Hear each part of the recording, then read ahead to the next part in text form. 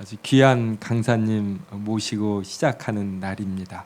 먼저 우리 참여하신 분들 중 최승덕 전도사님께서 시작하시는 기도해 주시고 또 본인에 대하여 또 3, 4분 소개하신 이후 김현일 선교사님의 강의 듣도록 하겠습니다.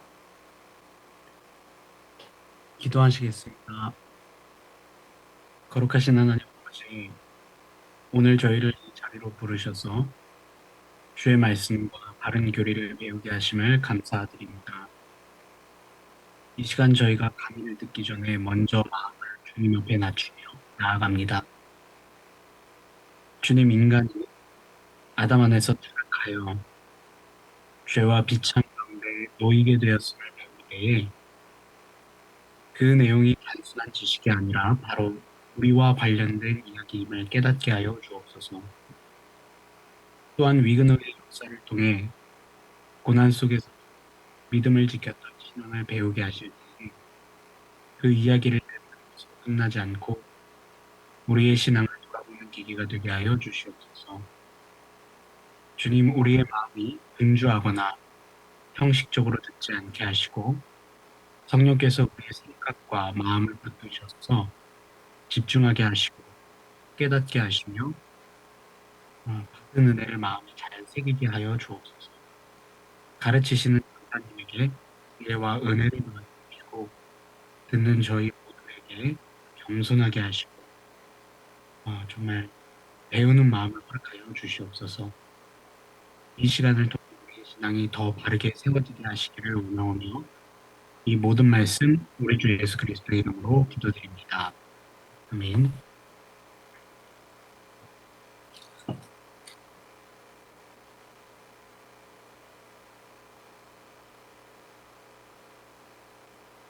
네, 소개도 최승덕 전도사님 본인에 대해서 짧게 소개도 해주시죠.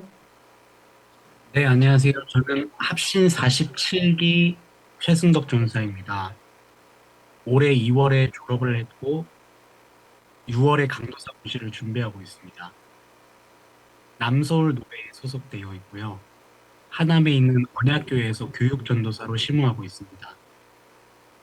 학부는 칼빈대학교 신학과를 졸업했고 이어서 합신대학원으로 입학해서 목회학 석사를 마쳤습니다. 현재 청년부 사역을 주로 담당하고 있고요. 전임 사역자로 사역하고 있습니다. 결혼도 했죠? 네, 결혼했습니다. 네. 그 언약교회 이제 목사님이 이승구 교수님 맞나요? 네, 맞습니다. 네. 아주 귀한 모든 교회가 귀하지만 또 이승구 교수님이 또 사역하시는 교회에서 이렇게 얼마나 잘 사역하시는지 모르겠습니다. 네. 그럼 지금부터 김현일 선교사님이 본인에 대해서 소개도 해주시고 강의도 진행해 주시고 그리고 여기 줌에 계신 분들 이렇게 좀 불편하시겠지만 최대한 본인들 얼굴 이렇게 공개하시고 그러면 우리가 더 집중도 되고 또 서로가 서로를 또 잘 알아가니까 그러면 좋겠습니다. 마이크를 김현일 선교사님에게 넘기겠습니다.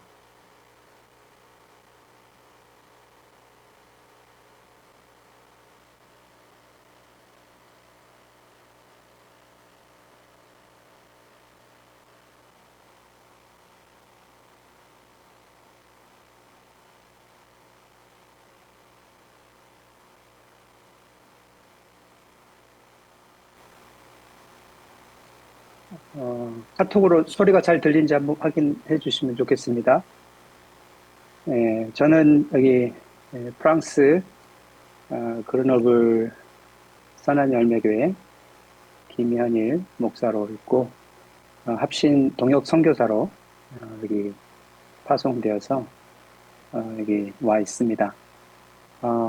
지금 여기는 오후 1시입니다. 시차가 7시간 됐고 날씨는 조금 요즘 꽃샘 추위가 왔고 제가 있는 곳이 알프스 쪽하고 좀 가까워서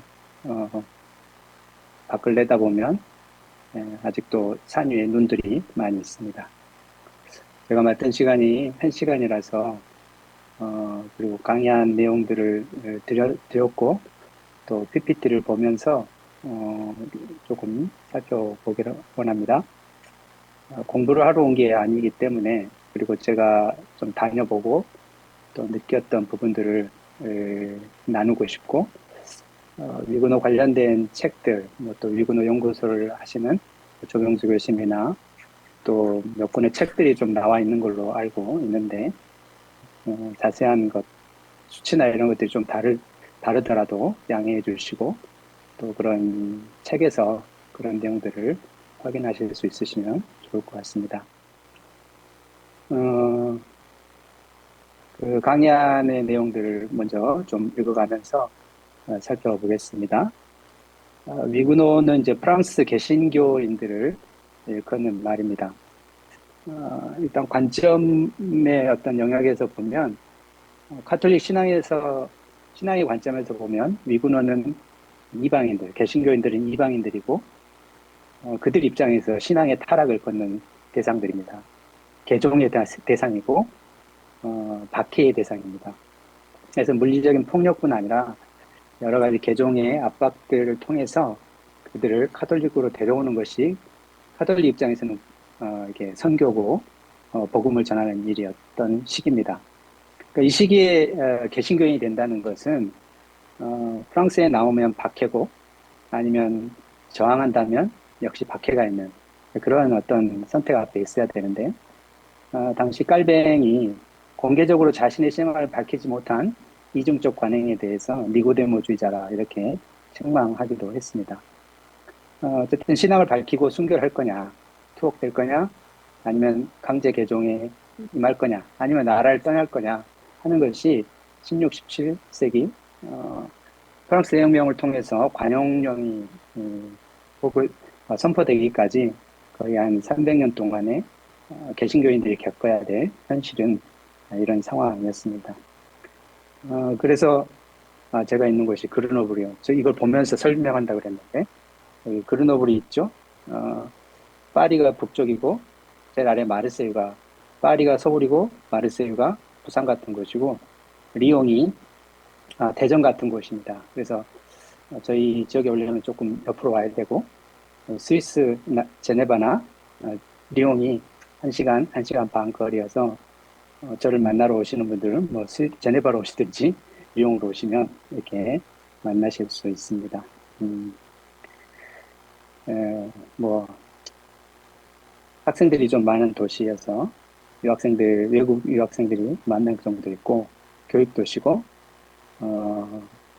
그렇죠. 이렇게 제일 멋있는 사진을 올려놨으니까 다 이렇지는 않습니다. 저희 교회 홈페이지 그르노블 선한열매교회 홈페이지가 있으니까 혹시 관심 있으신 분들은 들어가 보시면 알 수 있을 겁니다. 지금은 작년부터 환율이나 여러 가지 상황 때문에 유학생들이 많이 오지는 않습니다. 또 이렇게 그러다 보니까 조금 이제 그 유학생들이 오면 또 외국인 학생들도 같이 오고 이런 상황들이 있는데 좀 이제 소규모로 적게 모여서 예배를 드리고 있는 상황입니다. 다시 강의로 가서 들어가는 말에 보면은 이게 광야박물관이라고 하는 곳인데 거기에 그 이제 마지막 쯤에 이런 그림이 붙어 있습니다. 의를 인하여 핍박받는 자는 복이 있도다. 이런 말씀과 함께 박해받는 시기에 망명을 가는 길 또는 개종의 압박을 피해서 살아가는 사람들의 개신교인들의 삶을 보여주는 그림입니다.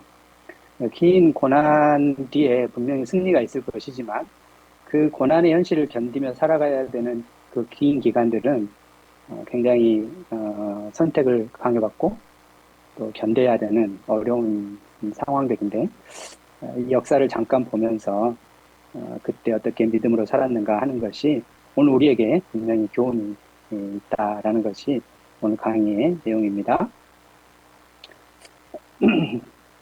먼저 그 툴루즈의 역사 교수인 패트릭 까바날이라고 하는 교수님이 여기 이제 어느 박사 학위를 하려고 하는 학생이 이 교수님한테 위구노에 관련돼서 글을 좀 쓰겠다고 그러니까 이 교수님의 말에 의하면 프랑스에서 위구노 연구는 다 끝났다라고 할 정도로 프랑스 안에서 역사학 관련해서 일반 역사뿐 아니라 일반 역사와 기독교 역사, 또 카톨릭 역사 이런 부분에 있어서 위구노 관련된 연구는 굉장히 많이 진행돼 있다라고 얘기를 들었습니다. 이분이 이제 쓴 그 포럼에서 발표한 개신교 과거의 활용과 오형이라는 그런 내용에서 개발된 시대에 개신교 역사는 이제 두 가지 정도로 활용이 되는데 첫 번째는 변명적 용도. 다시 말하면 개신교인들의 뿌리나 역사나 기초가 없다는 그런 비판에 직면해 있었기 때문에 항상 자신들의 정통성, 사도적인 정통성을 찾기 위해서 종교개혁은 새로운 현상이 아니다 하는 것을 증명하기 위해서 역사를 계속 활용해 왔습니다. 그래서 종교개혁 당시 그 16, 17세기 종교개혁 당시에 자신들의 역사가 뭐 왈도파나 더 이전에 이제 이렇게 조금 신비주의 파이긴 하지만 뭐 이렇게 카타리파 이런 파들까지도 연결시키는 방식으로 자신들의 정통성을 찾으려고 역사를 활용했고, 두 번째가 이제 실존적 용도인데요.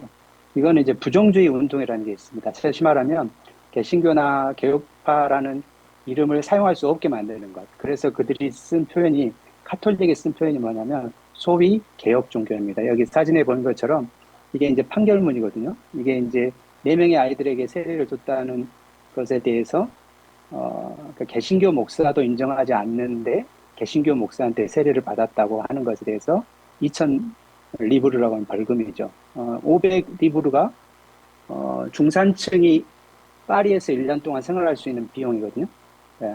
집 한 채 값 정도 되는데 4명의 자녀들에게 세례를 줬으니까 2,000 리브르 엄청난 벌금을 줬을 때 여기 제일 마지막 빨간 줄 보면은 RPR 소위 개혁 종교 이런 소위 개혁 종교 목사에게 이게 세례를 받았다 이런 말을 씁니다. 그러니까 그냥 너희들은 개신교 목사였구나 또 이렇게 개혁파 목사였구나 이런 말도 쓸 수 없고 자칭 소위 그런 척하는 이런 말을 넣음으로써 그들의 이름 자체를 거부하는 이름에 담긴 폭력인 것입니다. 그래서 그 당시에 일어났던 이런 어떤 학살들, 바시 학살, 성 바톨로메 학살, 그리고 낭트 폐지 운동은 그런 어떤 지리적인 말살을 목표로 하고 있었고, 그런 박해에 이어서 나오는 학살, 추방, 강제 개종 이런 것은 다 이게 그 개신교인들을 제거하려고 하는 그런 이제 목적에서 일어난 것이죠. 부정해 버리는 거죠. 그러니까 이런 부정에 대해서 저항하는 방식이 역사를 기록하는 겁니다. 그래서 16세기에 개신교인이 된다는 것은 4권의 책을 읽는 것이다. 이렇게 표현하고 있는데, 올리백당 성경, 그 다음에, 깔뱅의 기독교 강요, 마로의 시편, 그리고 순교자 열전, 이것이죠. 올리백당 성경을 이렇게, 번역하기로 결정한 곳이 여기 이제 송포란이라는 곳이죠. 제가 있는 곳에서 한 3시간 정도 차를 타고 국경을 넘어가면 갈 수 있는 곳인데, 작년에 한번 이제 그 영국에 어느 선교사님 초대를 한번 갔다 왔는데, 이쪽에 가면 이제 왈도파 신학교도 있고, 왈도파 동굴교회도 있고 그런 곳인데, 여기서 5일간의 회의를 통해서 왈도파가 종교개혁에 참여하겠다고 결정하고, 두 번째로 결정한 것이 올리백당 성경 완간을 결정합니다. 그래서 그때 서문을 쓴 분이 깔뱅이시죠. 깔뱅이 서문을 씁니다. 그래서 그 서문의 내용은 그 복음의 개요를 잘 보여줍니다. 제가 개척할 때 그 내용을 이렇게 소책자로 만들어가지고 나눠준 적이 있는데, 사도적 그 내용에 이제 예수 그리스도에 대한 얘기들을 아주 잘 표현하고 있었기 때문에 저한테는 참 인상적인 내용이었습니다. 우리 눈앞에 하나님의 참된 종들이 죽어 없어져 가는 것을 보더라도 마치 모든 소망이 사라지는 것처럼 슬퍼하지 말아야 합니다. 순교자의 피가 교회에 쓰라고 하니 터툴리안의 말은 진실이기 때문입니다. 그 그리스도에 대한 서술이 가장 인상적인 부분인데 이 페이지의 그 중반에 있는 내용은 제가 이제 표현하기를 마치 아름다운 노래의 선율과 같다 이렇게 표현합니다. 그는 우리를 높이기 위해서 낮아졌고 우리를 해방에게 종이 되셨고 부유하기 위해서 가난해지셨고 사기 위해 팔리셨고 풀어주기 위해 포로가 되셨고 용서하기 위해 정죄당하셨고 축복을 위해 저주받았고 이런 표현을 읽으면 굉장히 가슴이 뜨겁죠. 그래서 우리가 하나님 앞에 내놓을 수 있는 선은 아무것도 없다. 왜냐하면 우리가 생각하고 바랄 수 있는 모든 선은 오직 예수 그리스도 안에서만 발견되기 때문이다. 그래서 성경을 읽는 이유가 뭐냐? 예수 그리스도를 잘 아는 것이고 그 안에 들어있는 그를 통해서 내 아버지 하나님이 제공하신 무한한 부여를 아는 것이라. 이것이 이제 성경 서문이고 이것이 신앙의 가장 중요한 바탕이 되는 자료가 됩니다. 두 번째 책이 기독교 강요 초판이죠. 여기서도 이제 그 헌사 내용을 한번 꼼꼼히 읽어보실 필요가 있는데 박해받은 자들에 대한 변호, 프로테스탄트 신앙 변증, 성경의 가르침과 전통 및 관습 뭐 이러한 내용을 하는데 개신교도들을 향해서 쏟아지는 6가지 비난에 대해서 변증하는 내용이 나옵니다. 이 강의 2페이지 아래 보면은 좀 교리가 뭐 최근에 생긴 것이다, 의심스럽다, 어떤 기적에 의해서 지지받고 있는가, 또 교부들의 관례를 전통과 내용을 부정하는 것이 아니냐, 또 어떤 분파주의, 그 다음에 또 종교개혁 때문에 일어난 혼란 이런 것들에 대한 비난이 있을 때 깔뱅이 그것에 대해서 얘기하죠. 그 내용도 여러분이 꼼꼼히 읽어보면서 한번 체크해보면 좋겠습니다. 그래서 이 기독교 강요 내용들과 관련해서 계속 이제 증거판이 있고 또 이제 뒤에 나오는 이제 뭐 이렇게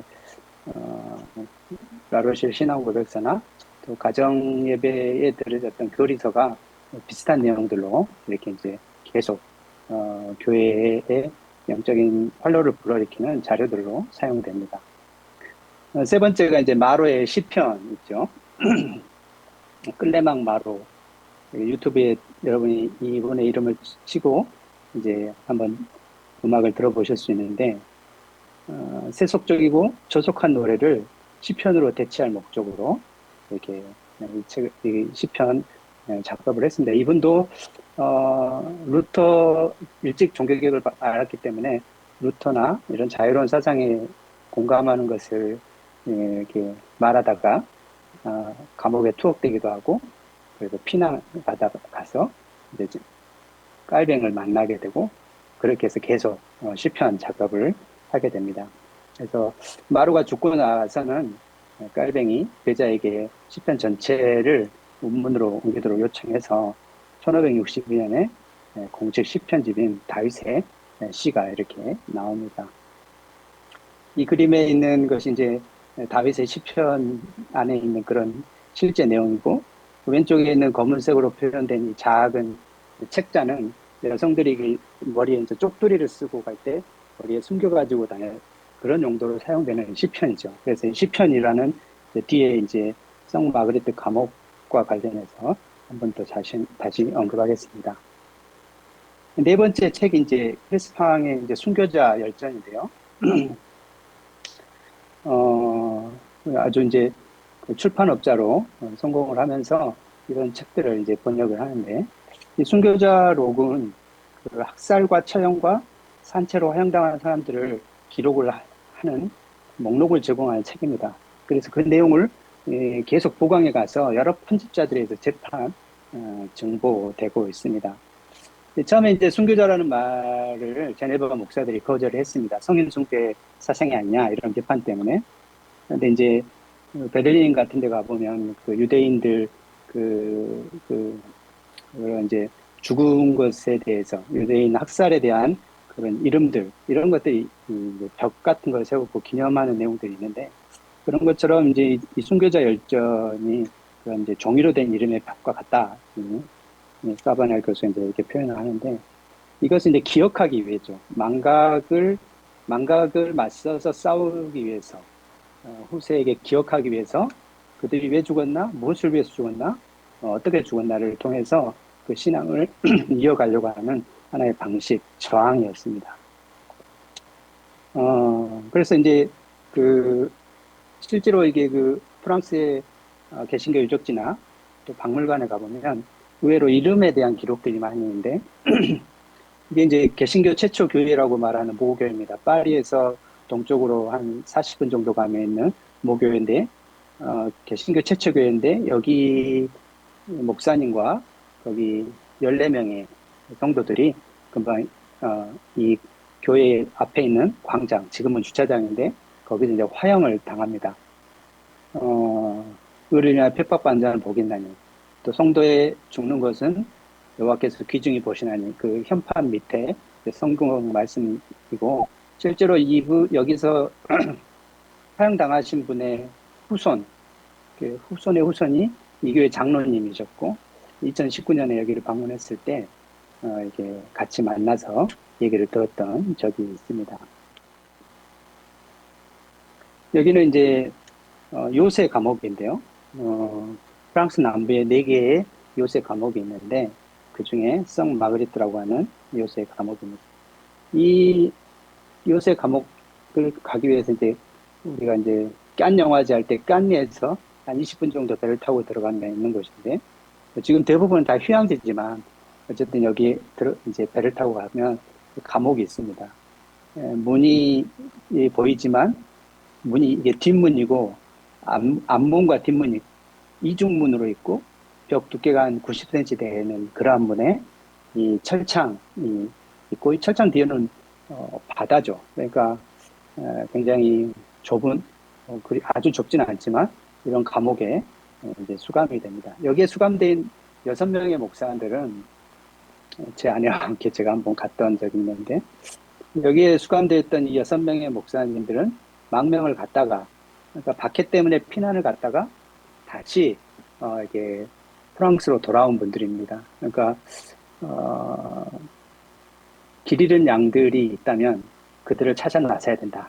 그리고 이제 17세기에 약간 쥐리라고 하는 어느 목사님이 낭트 칙령 이후 3년 후에 교회가 회복될 것이다 하는 요한계시록의 어떤 종말론 사상을 뭐 약간 세대적으로 적용해가지고 그런 책을 써요. 그러니까 그런 어떤 종말론적인 소망, 그 다음에 하나님께서 회복시키려는 그런 기대, 그리고 이제 이런 양을 돌보고자 하는 그런 마음 때문에 외국에서 망명했다가 6명의 목사가 돌아왔는데 파리에서 붙잡혀서 여기 이 남쪽 섬으로 이제 투옥된 이 6명입니다.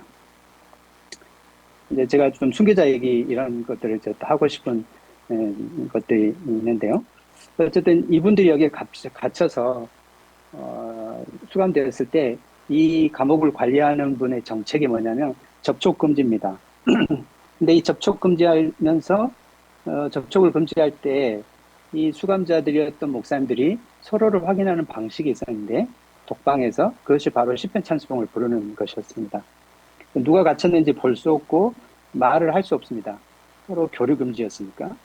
그래서 시편 찬송 소리가 울려 퍼지는 것이 이 감옥 안에서 희망을 나누는 유일한 방식이었고 본인으로서는 이 기나긴 박해를 견디는 그러한 하나의 인내의 도구였고 하나님을 찬송하는 수단이었죠. 그리고 끊임없이 시편 찬송을 통해서 자신들의 정체성을 확인하는 방식이기도 했기 때문에 여기 갇혀있는 목사들에게 있어서 시편 찬송은 아주 중요한 수단이었습니다. 그런데 문제는 이 시편 찬송을 부르면 그날에는 무지 큰 고문이 뒤따릅니다. 처벌의 대상인데 기록에 보면 이분들은 정기적으로 아니 매일 시편 찬송을 불렀다고 얘기를 합니다. 그러니까 고문도 심했겠죠. 그래서 실제로 2, 3년 안에 건강 부족이든 또 정신적 압박이든 이것 때문에 이게 거의 정신적인 압박 때문에 또 어떤 분은 미쳐서 돌아가셨다 이렇게 표현할 정도로 이렇게 큰 박해를 받았죠. 그래서 어느 장관이 너무 이 강수정한테 너무 지나치게 박해하지 말아라 편지를 써야 할 정도의 그런 곳이었습니다. 이걸 말하는 이유는 아까 앞서 말한 것처럼 기독교인에게 시편 찬송이 굉장히 중요한 의미였다 하는 것을 얘기합니다. 그래서 이런 그 순교자의 목록은 또 뒤에 나오는 앙뚜안 꼬르라는 사람한테 굉장한 이게 감명을 주게 됩니다. 4페이지 보면은 이렇게 이제 순교자와 관련해 가지고 여기 이제 그 성 마그레트에 있는 6명의 목사들의 내용이죠. 거의 목회를 시작하기 위해서 왔는데 4개월 만에 잡히고 사역을 시작하기도 전에 잡히고 7개월 만에 잡히고 2년 동안 도망다니다가 잡히는 이제 이런 내용들이죠. 그러니까 선교지에 가서 한 명도 전도하지 못하고 선교를 하려고 준비하러 왔다가 죽은, 순교하다 죽은. 우리 양화진에도 그런 선교사 묘역에 가보면 뭐 이렇게 6개월 동안 배를 타고 왔는데 또 한국에서 오자마자 풍토병에 걸려서 돌아가신 선교자들의 그런 묘지들이 있잖아요. 그런 것처럼 이때에도 박해를 피해서 망명 갔다가 돌아와서 이렇게 이제 잡혀서 이렇게 순교한 분들입니다. 그래서 이런 이제 기도문이 있습니다. 나는 어디든 갈 것입니다. 나의 하나님, 주께서 부르시는 곳이라면 나는 주께서 주시는 생명, 자유, 힘만큼 주의 고통받는 자녀들을 위로하겠습니다. 나는 주의 도우심과 선하신 섭리의 인도를 간구하오니 주님의 뜻 안에서 성공하게 하시고 나의 결단을 주의 이름의 영광과 주의 교회의 세움으로 이끄소서.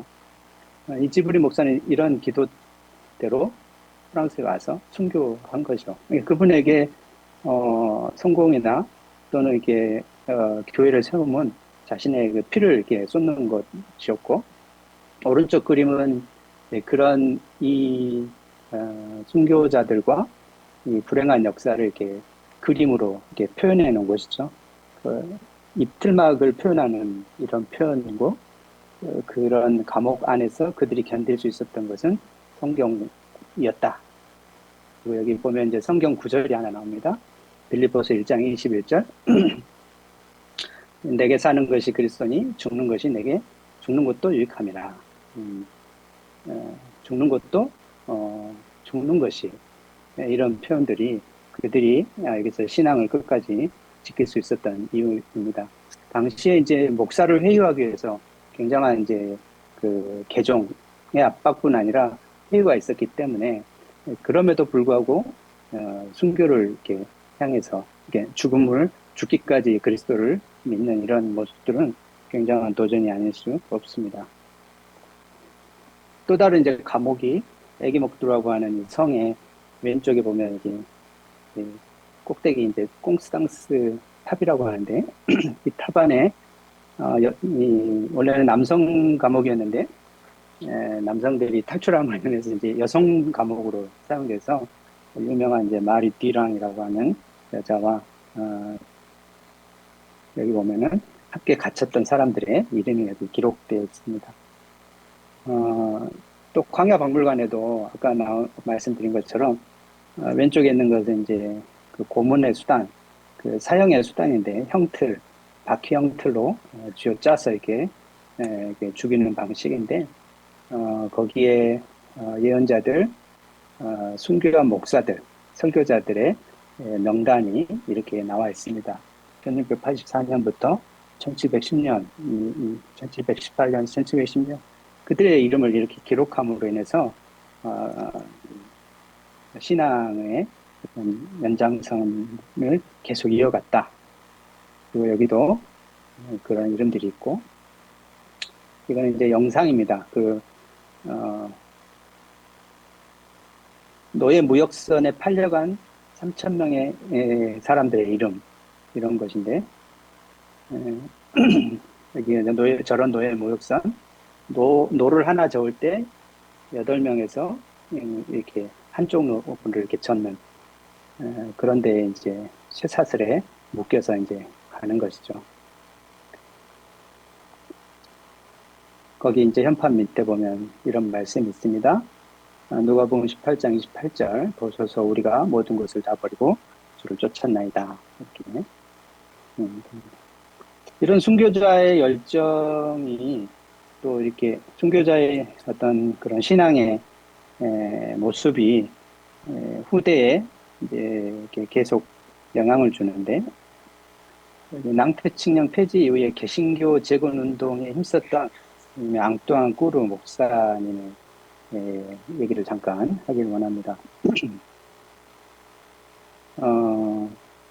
이분도 이제 결국은 이제 낭태칙령 뒤에 나오겠지만 낭태칙령으로 이제 교회가 거의 개신교가 금지되는 상황에서 은밀하게 사람들을 신방하고 성경을 읽고 하는 중에 자신이 이제 사역을 하겠다고 이제 마음을 먹게 되는 그 동기가 이런 순교자들의 소식이죠. 4페이지 세 번째 단락을 보면 박희영 틀에서 이제 죽어갔던 귀족 이삭 호멜, 주님 모든 시련을 견딜 힘을 내게 주소서라고 기도하면서 죽었던 이삭 호멜, 또 23세에 하나님께 기도한 것 때문에 복케어에서 교수형 당한 젊은 프랑 헤이, 또 성마그리트 감옥에서 굶주림과 미쳐서 죽어간 마야작, 살브, 꺄델 등의 여러 목사들의 신실함에 감동을 받고, 또 툴루즈의 변호사인 광야 선교자 클로드 불송이라고 하는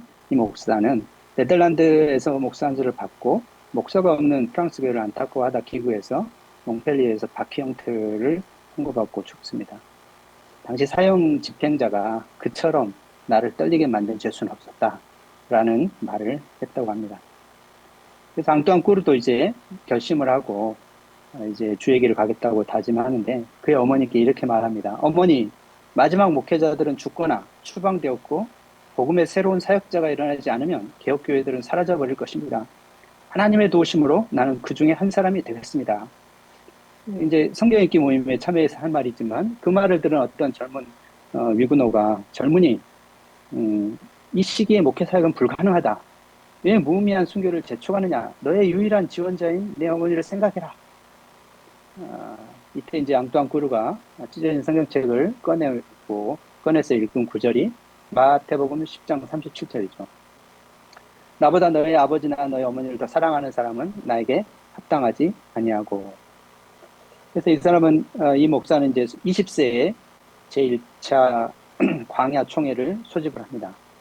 파리에서 열었던 그런 최초의 무슨 개신교 총회 이런 게 아니고 지금 1715년은 개신교가 거의 붕괴되고 이때 이제 개신교의 목사들이 추방되고 개종당하고 죽으니까 거의 목사들이 씨가 마른 상태였기 때문에 그때 이제 무장 투쟁 운동 생기고 또는 이제 뭐 산에서 뭐 이게 어떤 이제 소녀나 또 어떤 사람들이 예언하는 예언자들이 생겨나는 그런 상황인데 꾸르는 오직 하나님 그런 예언자 운동 또는 폭력적인 방식의 저항을 다 거절하고 다시 개신교를 재건하기 위해서 동료 목사들과 이렇게 총회를 열고 성경을 가르치고 또 신학교를 보내고 신학교를 친히 세웁니다. 이렇게 벤자민 두플랑이라고 하는 분이 영국의 캔터베리에 있는 목사로 알고 있는데 로잔에 프랑스 신학교를 열어서 1729년에서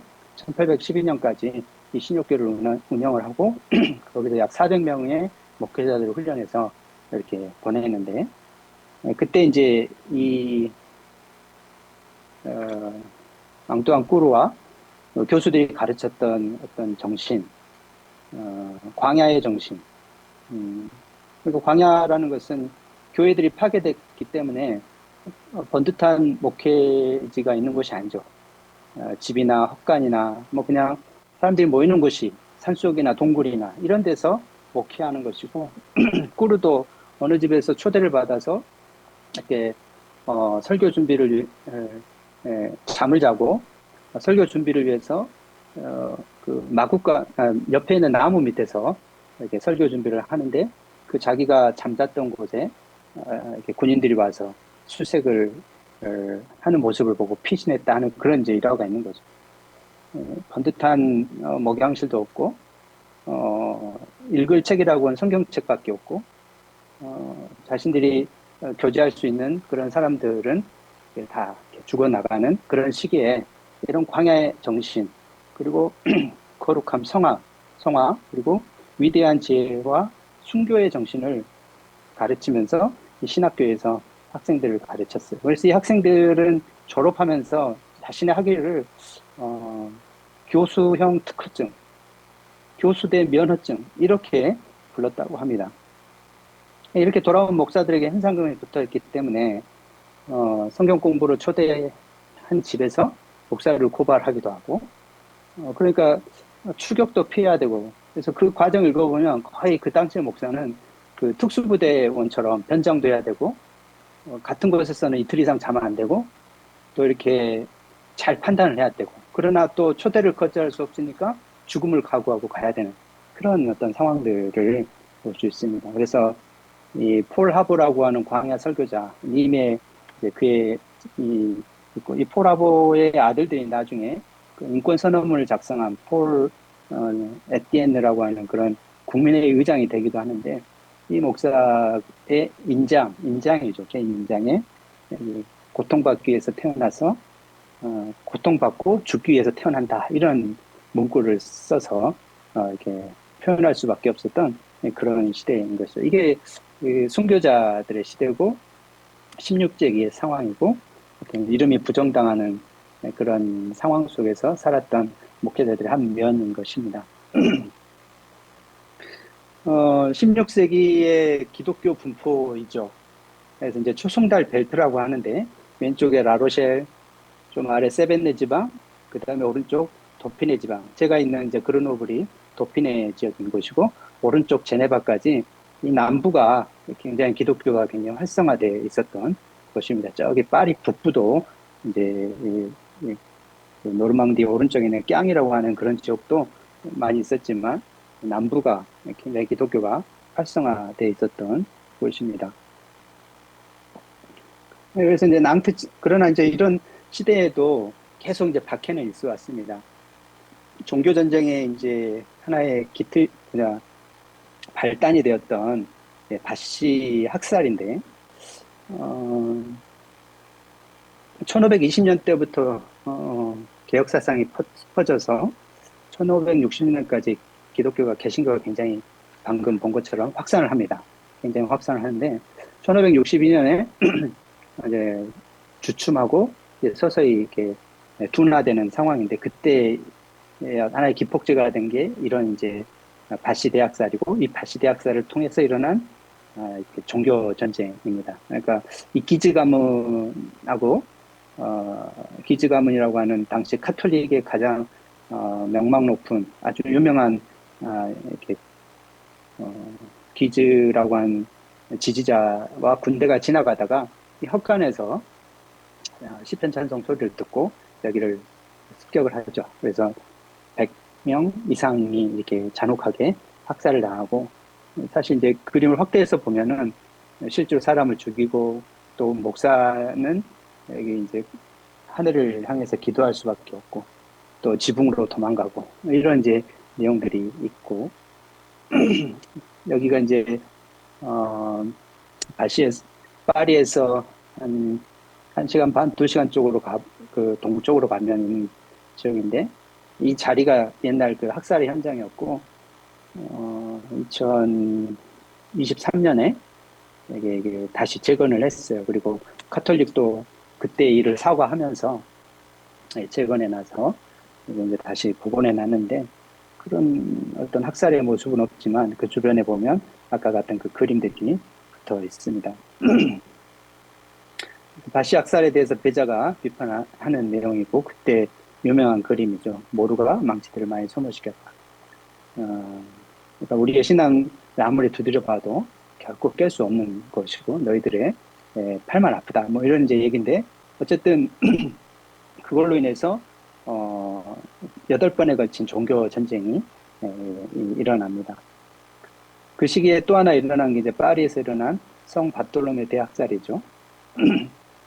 조병수 목사님 말씀으로 해보면 단위 하루 추산, 단 하루에 거의 2만 명, 카톨릭 추정은 7천 명이지만 개신교 추정은 2만, 많게 하면 3만 명이 이렇게 살해당하는 이러한 내용이고 이 성 바톨로메 축일의 학살이 전국적으로 퍼져 나가는 그런 상황이기 때문에 이때 이제 개신교인들이 3분의 1로 줄어드는 이런 박해가 심해지는 시기에 이제 종교 전쟁이 있었고, 종교 전쟁이 1598년까지 이제 있다가 낭태칙령이 이제 발효되면서 이제 드디어 개신교의 자유가 보장되는 상황입니다.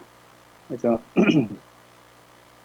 이제 5페이지 중간에 보면은 이제 낭태칙령에 대한 얘기는 그냥 각주로 이렇게 처리했고, 그다음에 이제 낭태칙령이 어느 정도 개신교의 자유를 보장했기 때문에 어느 정도 이제 괜찮으리라 생각했지만 1598년부터 한 15년 정도가 좀 안정기였고 다시 이제 박해가 또 시작이 됩니다.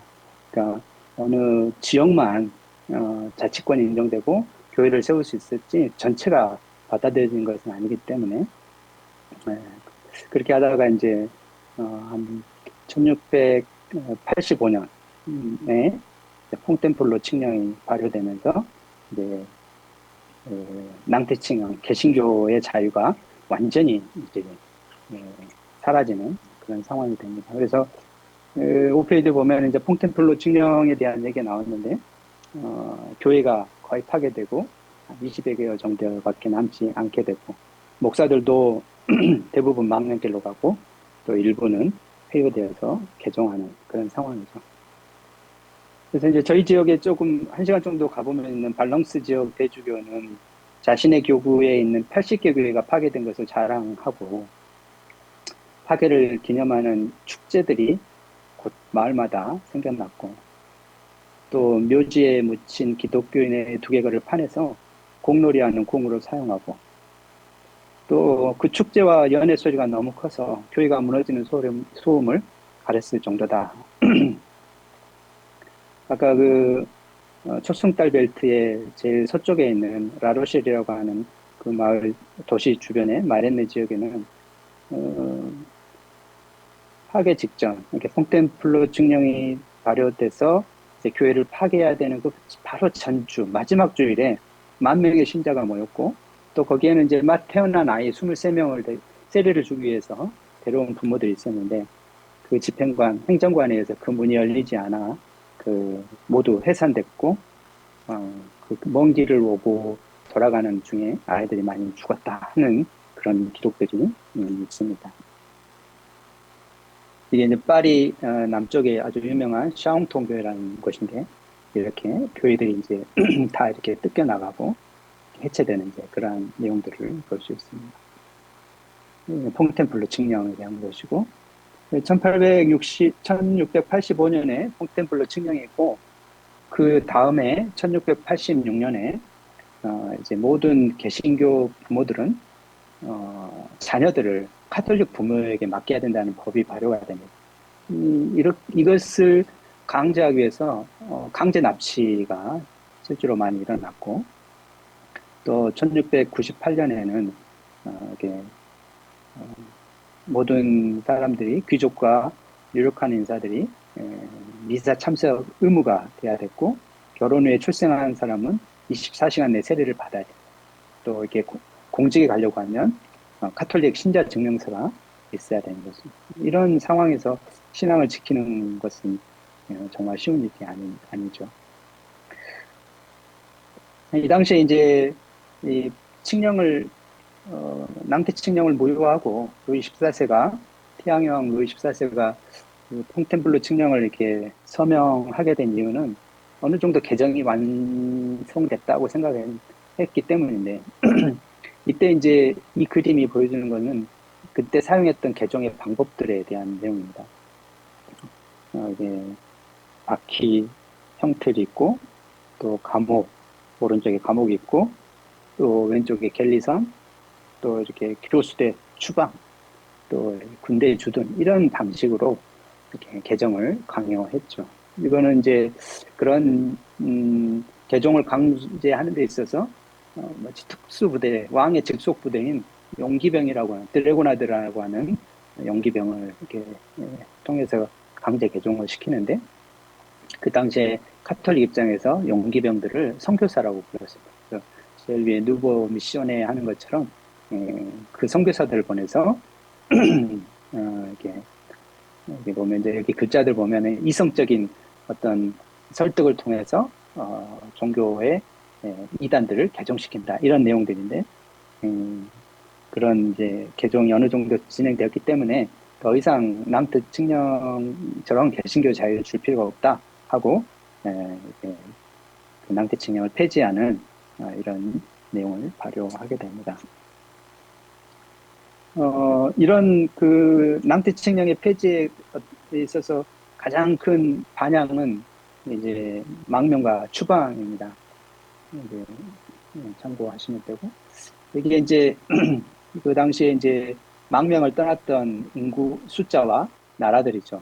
이렇게 왼쪽으로 보면 남아프리카 공화국까지 가고 아메리카로 가고 북쪽에 영국 굉장히 많은 뭐랄까 이렇게 혜택을 받았다라고 이제 실제로 기록이 돼 있고 왜냐하면 그 인력들이 가는 나라들이 다 산업들이 회복이 되고 뭐 스위스 시계 또 영국의 이런 어떤 기술자들이 많이 갔기 때문에 어쨌든 거의 30만 명 이상이 이렇게 떠나게 되는 상황들을 보여주고 있습니다. 망명을 떠날 때도 사실 이것도 굉장히 돈이 드는 일이기 때문에 가고 싶다고 갈 수 있는 것이 아닙니다. 그래서 보통 10명에서 15명 그룹으로 가고 또 능숙한 뭐랄까 가이드를 구하려고 하면 여기 보면 이 페이지 보면 1000에서 많게는 6000 리브를 줘야 되는데 아까 말한 것처럼 500 리브가 그 당시에 1년 연봉과 같은 거기 때문에 떠나고 싶어도 떠날 수 없는 그런 사람들이 많았고 가다가 잡히면 바로 이제 본인의 비용으로 또 이렇게 해야 되니까 거의 빚을 지기 때문에 감옥이나 노예로 팔려갈 수밖에 없는 그런 상황입니다. 이 7페이지 보면은 생시몽이라는 사람이 이런 불타는 음모 때문에 프랑스 인구 4분의 1이 급감되었다. 실제로 이게 떠난 사람들이 많은 기술자들이 많았기 때문에 난민들의 대탈출로 이제 국고가 비고 또 프랑스 파리의 루브르 앞에는 거대한 빵가마니를 만들어서 국가에서 빵을 지급해줘야 되는 그런 실정이 되었죠. 제가 사는 이 도피네 지역 사람들의 망명의 특징은 주로 농부들이 많이 떠났다. 그러니까 자기 농토를 버리고 떠난다는 것이 사실 우리한테는 그렇게 큰 어떤 의미인지 다가오지 않을 수 있지만 단순히 내 본토 친척 아버지를 떠난다 이런 말로서 표현할 수 없을 정도로 그보다 더 어떤 실질적인 그런 것들이 있어야 되죠. 자기가 그동안 살아왔던 기반을 다 버리고 밤에 아무도 모르게 은밀하게 가야 되는 이제 그런 상황들을 보여줍니다.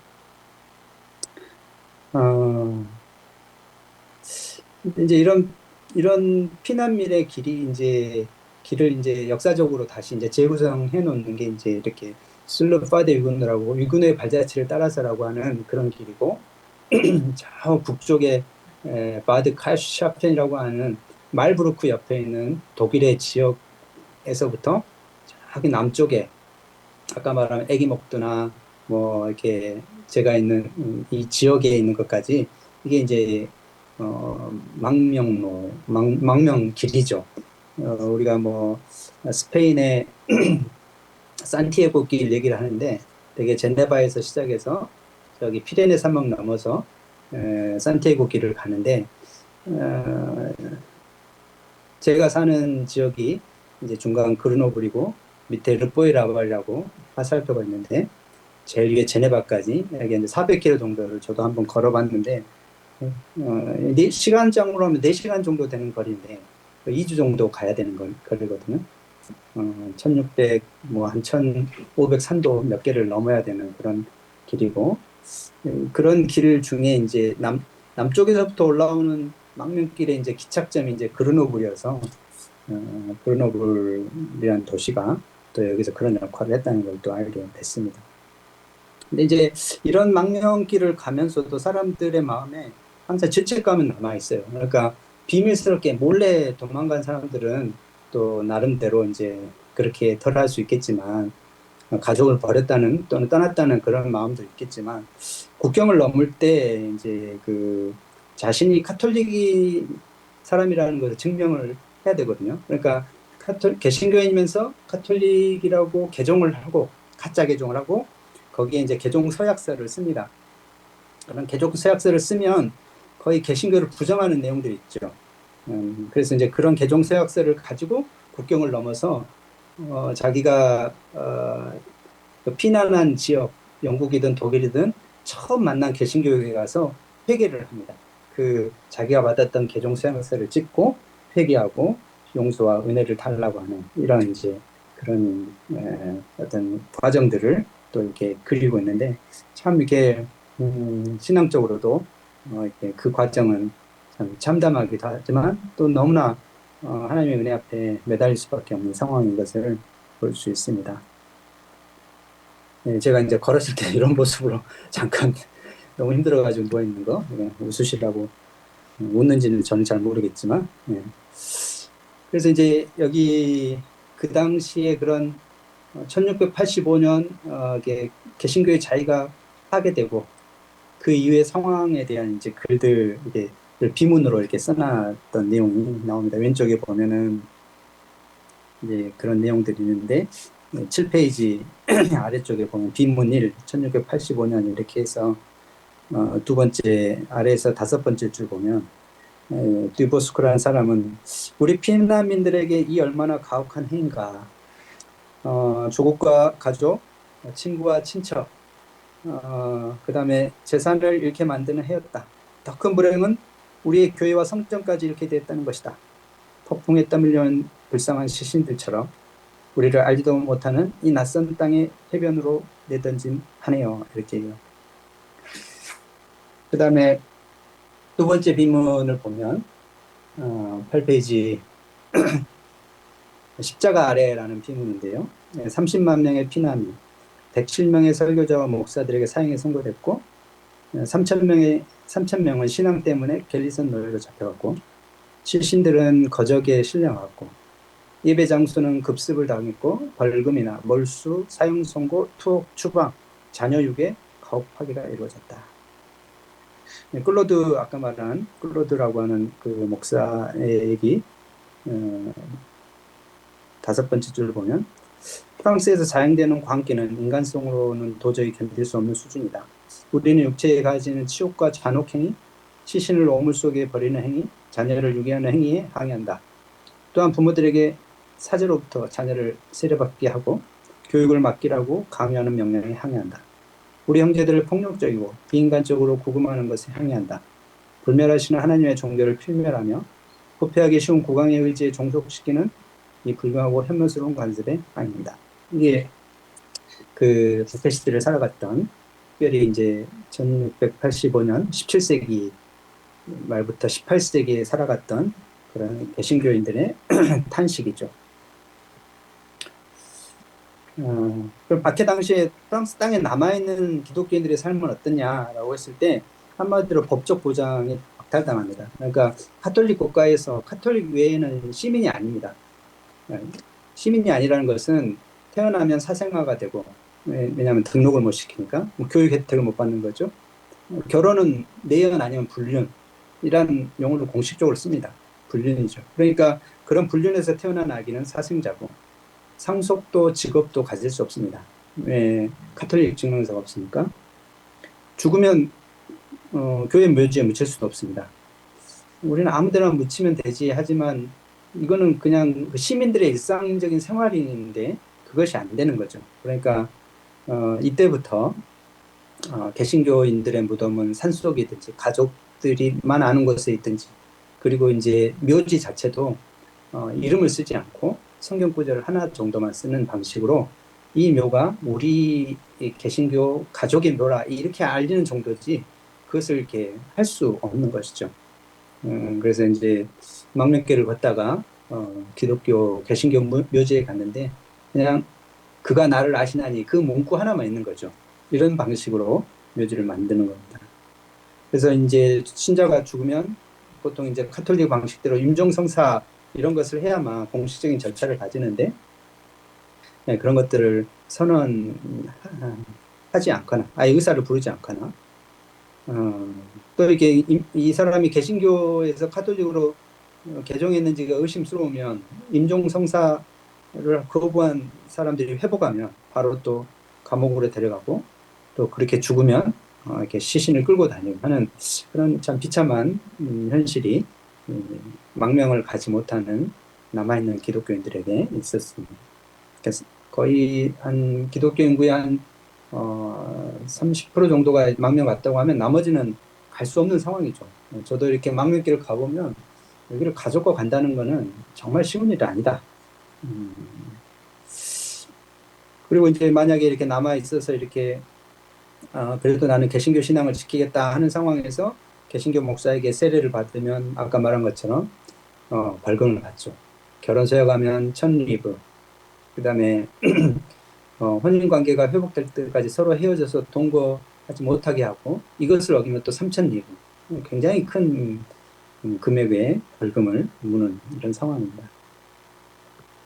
가장 비참한 것은 이제 성도들이 예배 장소를 잃었다는 것이죠. 그리고 예배를 인도할 목사가 없다는 것이에요. 그래서 그들에게 대체 생겨난 이 영적 공백을 채우는 가장 좋은 장소가 이제 가정이 됩니다. 그래서 이 가정이 예배 장소가 되고 문맹률이 높았기 때문에 우리가 이게 종교개혁을 생각할 때 뭐 목사 뭐 또 출판 이런 것이 잘 돼 있다고 하지만 거의 많은 사람들이 문맹률이거든요. 그러니까 글을 읽는 목사들 또는 소수에 이렇게 가르친 사람들이 이렇게 전해주는 말로 이제 들을 수밖에 없는 상황인데 이런 좀 예배 장소도 없고 예배를 인도한 목사도 없는 상황에서 이제 가정이 이런 예배 장소가 되고 글을 읽을 수 있는 어머니가 그런 신앙을 전수하는 상황이 되고 그때 이제 사용된 것이 성경과 시편 찬송이고 그것과 더불어서 여기 이제 샤를 드렐린 쿠르가 만든 교리문다 이렇게 사도신경 10계명 주기도 감사 이게 4개의 장으로 되어 있는 그러한 이제 신앙 고백서가 가정에 좋은 교리서로 사용이 됩니다. 두 번째 그 죄에 빠진 비참한 피조물인 여러분이 어떻게 하나님께 영화롭게 할 수 있습니까? 나의 신뢰를 그분의 긍휼에 두고 하나님의 계명들을 순종하고 나의 필요를 그분께 간구하고 내 육체의 영혼을 위해 현생뿐 아니라 앞으로 다가올 모든 것에 대해 내가 받은 모든 것들에 대해 그분께 찬송과 영광 돌리는 것입니다. 이거는 제네바 요리문답 7문하고 유사한 것 같아요. 굉장히 유사합니다. 그러니까 그 내용들이 우리가 지금 읽고 있는 것과 그 다르지 않다. 그리고 이제 두 번째 도움이 된 책이 이제 라로셸 신앙 고백서의 표현을 많이 담고 있는 목회자를 빼앗긴 그리스도의 실천이라는 책이 그래서 가정이 예배당을 대신하고 거기에 이제 글을 읽을 수 있는 가장 때로는 어머니가 신앙을 전수하는 그런 방식이고 모여서 이렇게 성경을 읽는 전통들이 이제 중요한 수단으로 등장합니다. 더불어서 이제 비밀 집회, 광야라고 하는 비밀 집회에서 숲이나 계곡이나 떨어진 농장 같은 곳에서 동굴에서 이렇게 예배를 드립니다. 이거는 알레스에 있는 실제 지금 있는 광야 동굴인데 여기에 이제 그때 청년들하고 한번 여기를 방문했었고 이 당시에 이제 광야 총회 위군 후손들이 모여서 하는 총회가 있었기 때문에 사람들이 많이 왔었는데 여기는 들어가서 그래도 나름대로 좀 위쪽 앉아 있는 부분들이 목사가 앉는 자리고 설교도 아니고 이런 장소인 곳에서 이렇게 예배를 드리는 곳입니다. 여기로 올라가려면 꽤 거친 곳으로 올라와야 되는 그런 곳인데 이런 곳에서 은밀하게 모여서 예배하는 상황이었고 여기서 활동했던 목사들이 광야의 이제 설교자들입니다. 박해가 끝난 이후에 이제 위구노들은 약간 현대와 관련되어 있는 문제인데요. 어쨌든 이제 박해가 끝났을 때 개신교인들 위구노들에게 있어서는 이제 사회에 통합되어 있었고 또 이제 그런 가운데 이제 잘 뭐 역사를 이렇게 등한시하는 그런 시대적인 어떤 상황들이 있었는데 최근에는 이제 다시 이제 어떤 분열이나 세속화를 막는 방어막으로 사용됐다 이제 하는 부분 그리고 이런 부분은 좀 더 연구가 또는 자료가 더 많이 이제 제공돼서 이해를 도울 수 있으면 좋겠다 앞으로 기회가 되면 생각이 됩니다. 결론적으로는 이제 제가 오늘 뭐 이렇게 역사에 대해서 잠깐 얘기를 했지만 어쨌든 그럼에도 불구하고 현재 계신 프랑스는 이제 선교지죠. 여기에 이제 가톨릭이 한 29% 또는 이제 무슬림이 10% 또는 다른 종교가 9%인데 거기에 이제 다른 종교라는 거는 뭐 유대인, 뭐 아르메니안 기독교, 뭐 정통, 오소독스 다 포함해서 기독교는 한 2, 3% 정도 되고 지금은 이제 복음주의 중심 난민들이나 또는 남미 계열 이렇게 이민자들 중심의 복음주의 교회가 성장하고 있는 것은 분명히 있습니다. 그러나 전체적으로는 아주 적은 상황이고 여전히 이제 세속화된 사회이기 때문에 어떤 이제 서로의 것을 강요하지 않는 서로를 이렇게 이해할 수 있는 존중하는 이제 이런 방식으로 있기 때문에 특별히 이제 개신교가 이렇게 전도하는 것에 대해서 이렇게 뭐 그 반대는 하지 않지만 또 이렇게 약간 강요 당한다는 느낌이 들면 바로 이렇게 제재가 오는 이런 상황인 것은 분명합니다. 어쨌든 우리 한국 기독교에게 있어서 어떻게 보면은 기독교인이 된다고 하면 읽어야 될 책들이 있는가 한번 이제 적용을 해보는다고 하면 그런 생각도 들고 우리가 이제 예배당이 아니더라도 예배당뿐 아니라 어디서든 하나님을 예배할 수 있는 그런 어떤 삶의 어떤 태도가 준비되는가. 또 우리 한국 기독교인들이 우리나라 개신교 역사나 어떤 역사와 연결시켜서 자신의 신앙을 이렇게 정립해 가고 있는가 이런 생각들을 좀 해봤고 저도 이제 그 망명길을 걸으면서 뭐 한국 역사든 종교개혁 역사든 어떤 역사적인 그런 과정들을 제대로 걸어본다고 하면 우리의 신앙에 큰 유익이 있고 잘 견딜 수 있는 또 잘 이렇게 살아낼 수 있는 은혜가 있을 거라 이런 생각이 됩니다. 딱 2시에 마쳤습니다.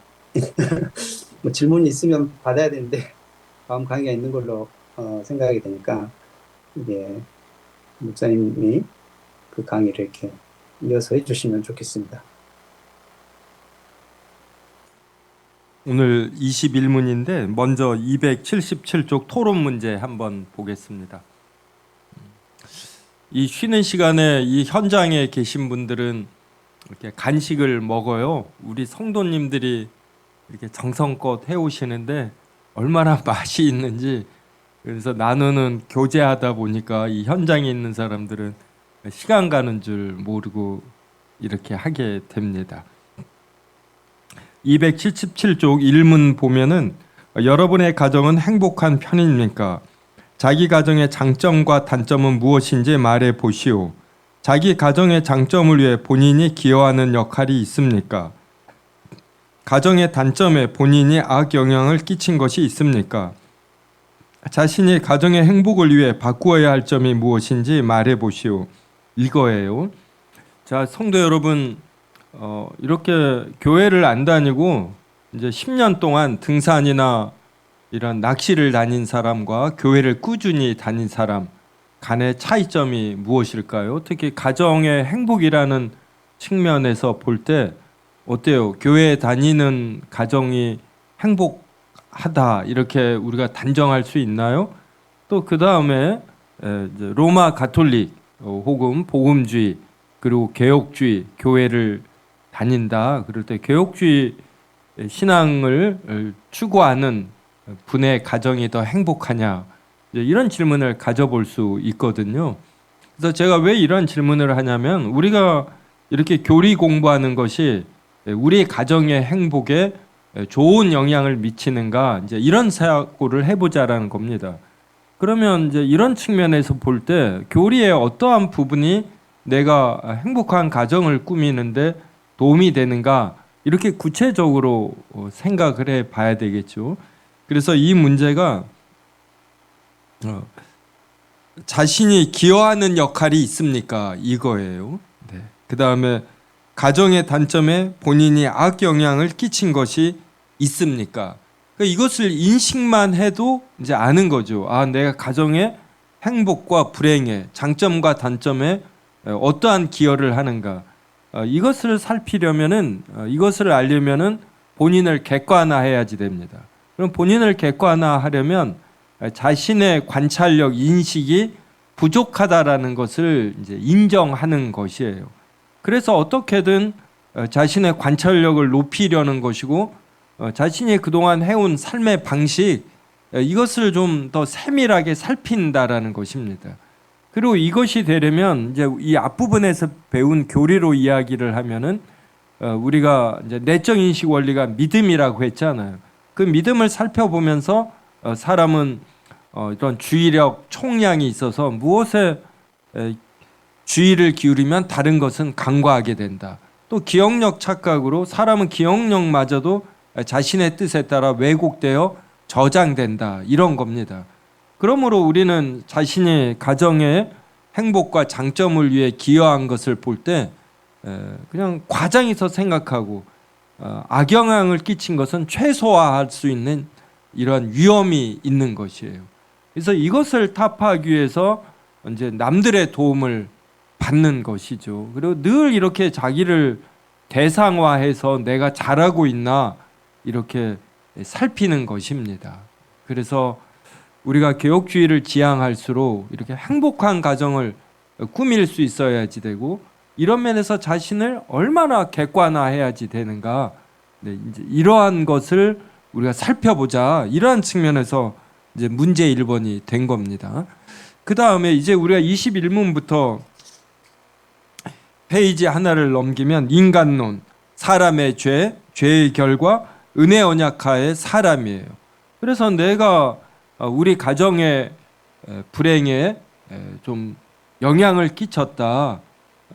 그럴 때 이게 사람의 죄의 결과인 것이거든요. 그래서 이런 면에서 내가 나의 죄의 결과로 내가 무엇을 인식하는데 부족함이 있다라는 걸 이렇게 우리는 아주 뼈저리게 알아야지 됩니다. 그래서 자기가 자신에 대해서 객관화만 해도 자신의 향상에 얼마나 도움이 되는지 몰라요. 그래서 여러분이 자주 이렇게 친한 분이나 누구에게 나는 어떠한가 이렇게 물어보는 게 좋습니다. 그래서 또 목회자라면 자신의 교회의 장점과 단점이 무엇인지 이것을 살피려고 해야지 돼요. 그래서 선배 목사님이나 뛰어난 분에게 자신의 인격, 자신의 성향, 목회에 대해서 자꾸만 물어야지 됩니다. 특히 나이가 많은 사람일수록 주변에서 비판을 받을 기회가 없어요. 이제 저만 해도 제가 60이 넘었죠. 게다가 또 신학교 겸임 교수로 있죠. 교회에서 담임 목사죠.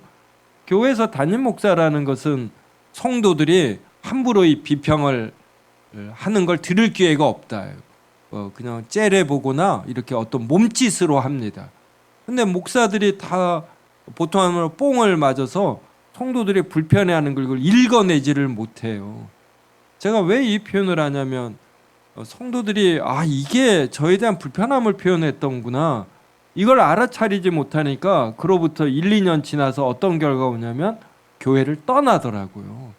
이런 걸 통해서 제가 이제 조금 깨달은 겁니다. 그런데도 저의 관찰력이 한계가 있으니까 같은 실수를 범하고 이러는 거예요. 그래서 이 문제를 특히 목회자인 경우 또 교회 장로님인 경우에는 내가 우리 교회의 장단점은 무엇이고 교회의 장점에 내가 기여했고 단점에 내가 악영향을 미친 건 아닌가 그리고 내가 교회에서 기여하기 위해서 뭘 고쳐야지 되는가 이런 관점으로도 살펴보시기 바랍니다. 이제 281조 문 21 묻고 답하겠습니다. 사람은 하나님께서 처음에 창조하신 상태대로 계속 머물러 있었습니까?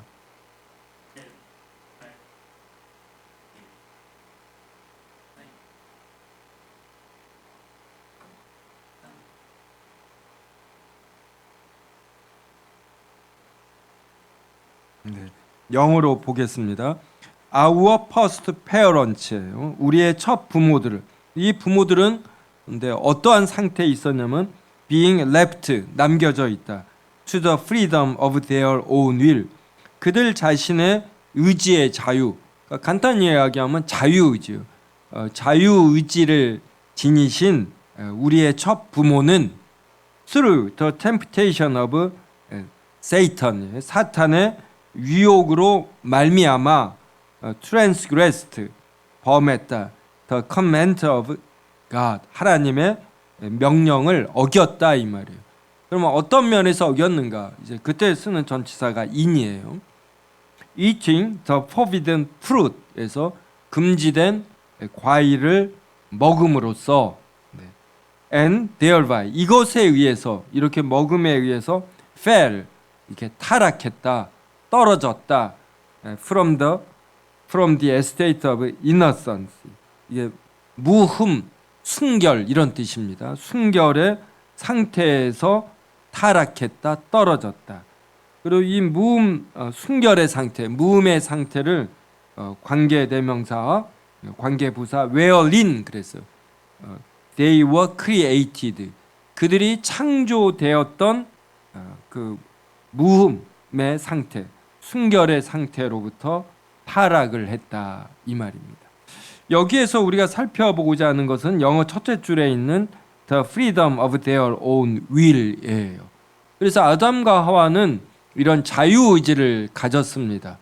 그래서 이 자유의지라는 것은 이런 360도 어느 방향으로든 이렇게 향할 수 있는 뜻과 그리고 성향, 이것을 의미해요. 그래서 내적으로나 외적으로나 이 우리의 첫 부모는 어떠한 결정을 하도록 외부에서도 강요받지 않고 내적으로도 이러한 필연성이 없는 것입니다. 제가 좀 나쁜 버릇이 하나 있는데 토요일 날 아침서부터 제가 설교를 준비하거든요. 토요일만 되면은 대부분의 목사님들이 긴장을 하잖아요. 그런데 아침서부터 준비하던 점심때에서 준비하던 설교가 꼭 25시경에 끝나요, 제가. 그래서 이걸 고치고 싶어서 제가 그렇게 노력을 하는데 좀 고쳐지기는 하는데 이게 잘 안 고쳐져요. 저는 성향이 이런 겁니다. 그래서 이 성향을 바꾸기 위해서 노력을 하는데 잘 되지 않아요. 근데 아담에게는 이런 것이 없었다, 이제 이런 의미입니다. 그런데 그래서 이런 정말 순수한 자유의지를 가지고 이 아담과 하와가 이제 우리가 성경 내용을 아는 것처럼 하나님처럼 되고 싶은 것이에요. 그래서 동산 중앙에 생명나무와 선을 알게 하는 나무의 열매가 있어서 존재와 인식의 근원이 하나님이심을 나타내거든요. 근데 이것을 거부하고 자신이 스스로 존재와 생명을 갖고 스스로 인식할 수 있는 양 이렇게 이제 여기고자 해서 하나님이 명령하신 인식의 근원이 하나님이심을 나타내는, 상징하는 선악을 알게 하는 나무의 열매를 이렇게 따먹은 것입니다. 바로 이것을 이 본문이 말을 해요. 그래서 283쪽에 이 본성적 자유는 나오죠. 외부의 어떤 존재나 힘이 선이나 악을 행하도록 억지로 강요하지도 않고 내부의 어떤 절대적인 필연성에 의해 선이나 악을 행하도록 결정되지도 않는다.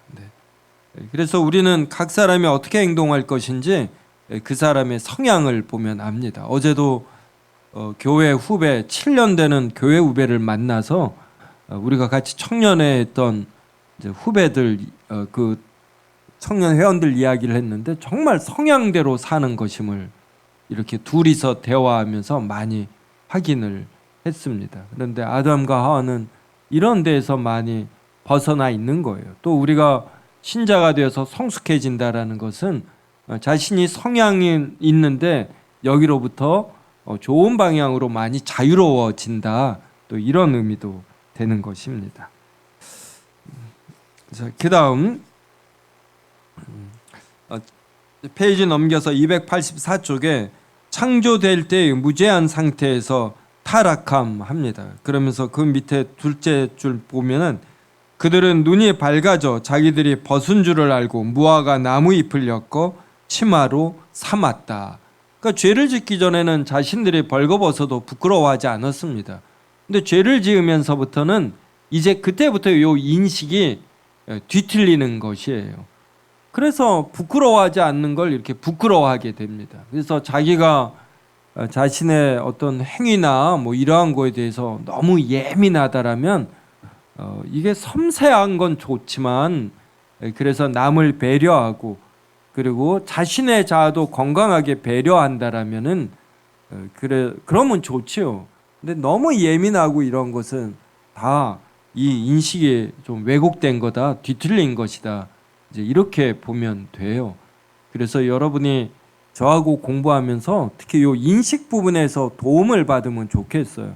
나는 어떤 거에 대해서 어떻게 생각을 하는가 이걸 관찰해 내는 것입니다. 그러면 자기가 자기를 이해하는데 도움이 많이 돼요. 그리고 제가 이런 쪽에 관심이 있어서 그런지 이제 누가 글을 쓰거나 뭐 표현을 하거나 볼 때 이분의 인식 형태는 이러구나 이제 이러한 것이 제가 파악이 됩니다. 그래서 서로 신뢰가 쌓이고 그분이 원할 때는 이러한 것을 제가 관찰한 범주 내에서 이제 말하기도 하고 그러거든요.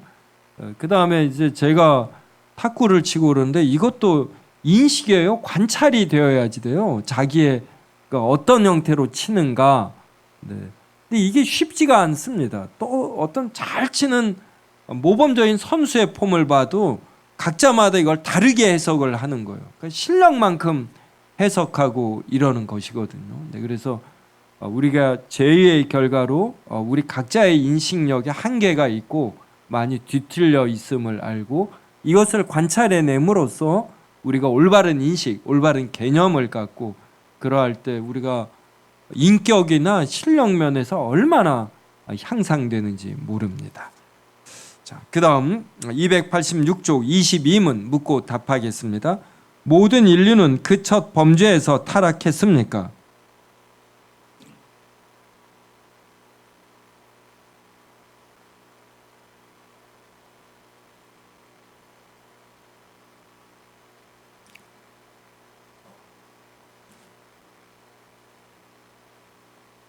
자, 더 커버넌트예요. 그리고 이 커버넌트가 무엇인지 꾸며줍니다. Being made, 만들어졌다.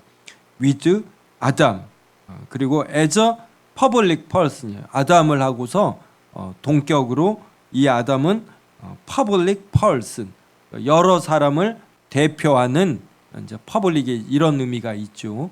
공인. 네. 그래서 공인으로서 아담과 이 언약이 만들어졌기 때문에 그래서 not for himself only 그 자신만이 아니라 but for his posterity에서 그의 후손을 위해서도 이렇게 만들어졌다 이 말이에요. 그렇기 때문에 all mankind 모든 인류 근데 어떤 인류냐면 descending from 내려오는 힘 이게 아담이죠. 아담으로부터 이렇게 태어나는 모든 인류 by ordinary generation 이것이 보통의 출생법이에요. 그러면 extraordinary가 있다 이 말이죠. 그래서 비범한 출생이 누구를 의미할까요? 네, 성령으로 잉태한 예수 그리스도. 그래서 예수 그리스도께서는 이제 죄가 없으신 것이에요. extraordinary generation으로 성령의 잉태라는 방식이기 때문에 그래서 all mankind는 sinned in him 아담 안에서 죄를 지었다 and fell 타락했죠 with him 아담과 함께 in the first transgression 그 첫 범죄에서 이럽니다. 이제 우리가 어떤 그 시대 신앙이 타락해져 간다 이러한 것은 자기 개인을 독립된 개인으로 보는 것 이것이 농후해진다 이런 뜻도 되는 것이에요. 그러니까 우리나라가 가진 좋은 이런 표현에 우리라는 표현이 있습니다. 우리 엄마, 우리나라, 우리 교회 이러잖아요. 이게 참 성경적인 것이에요. 네.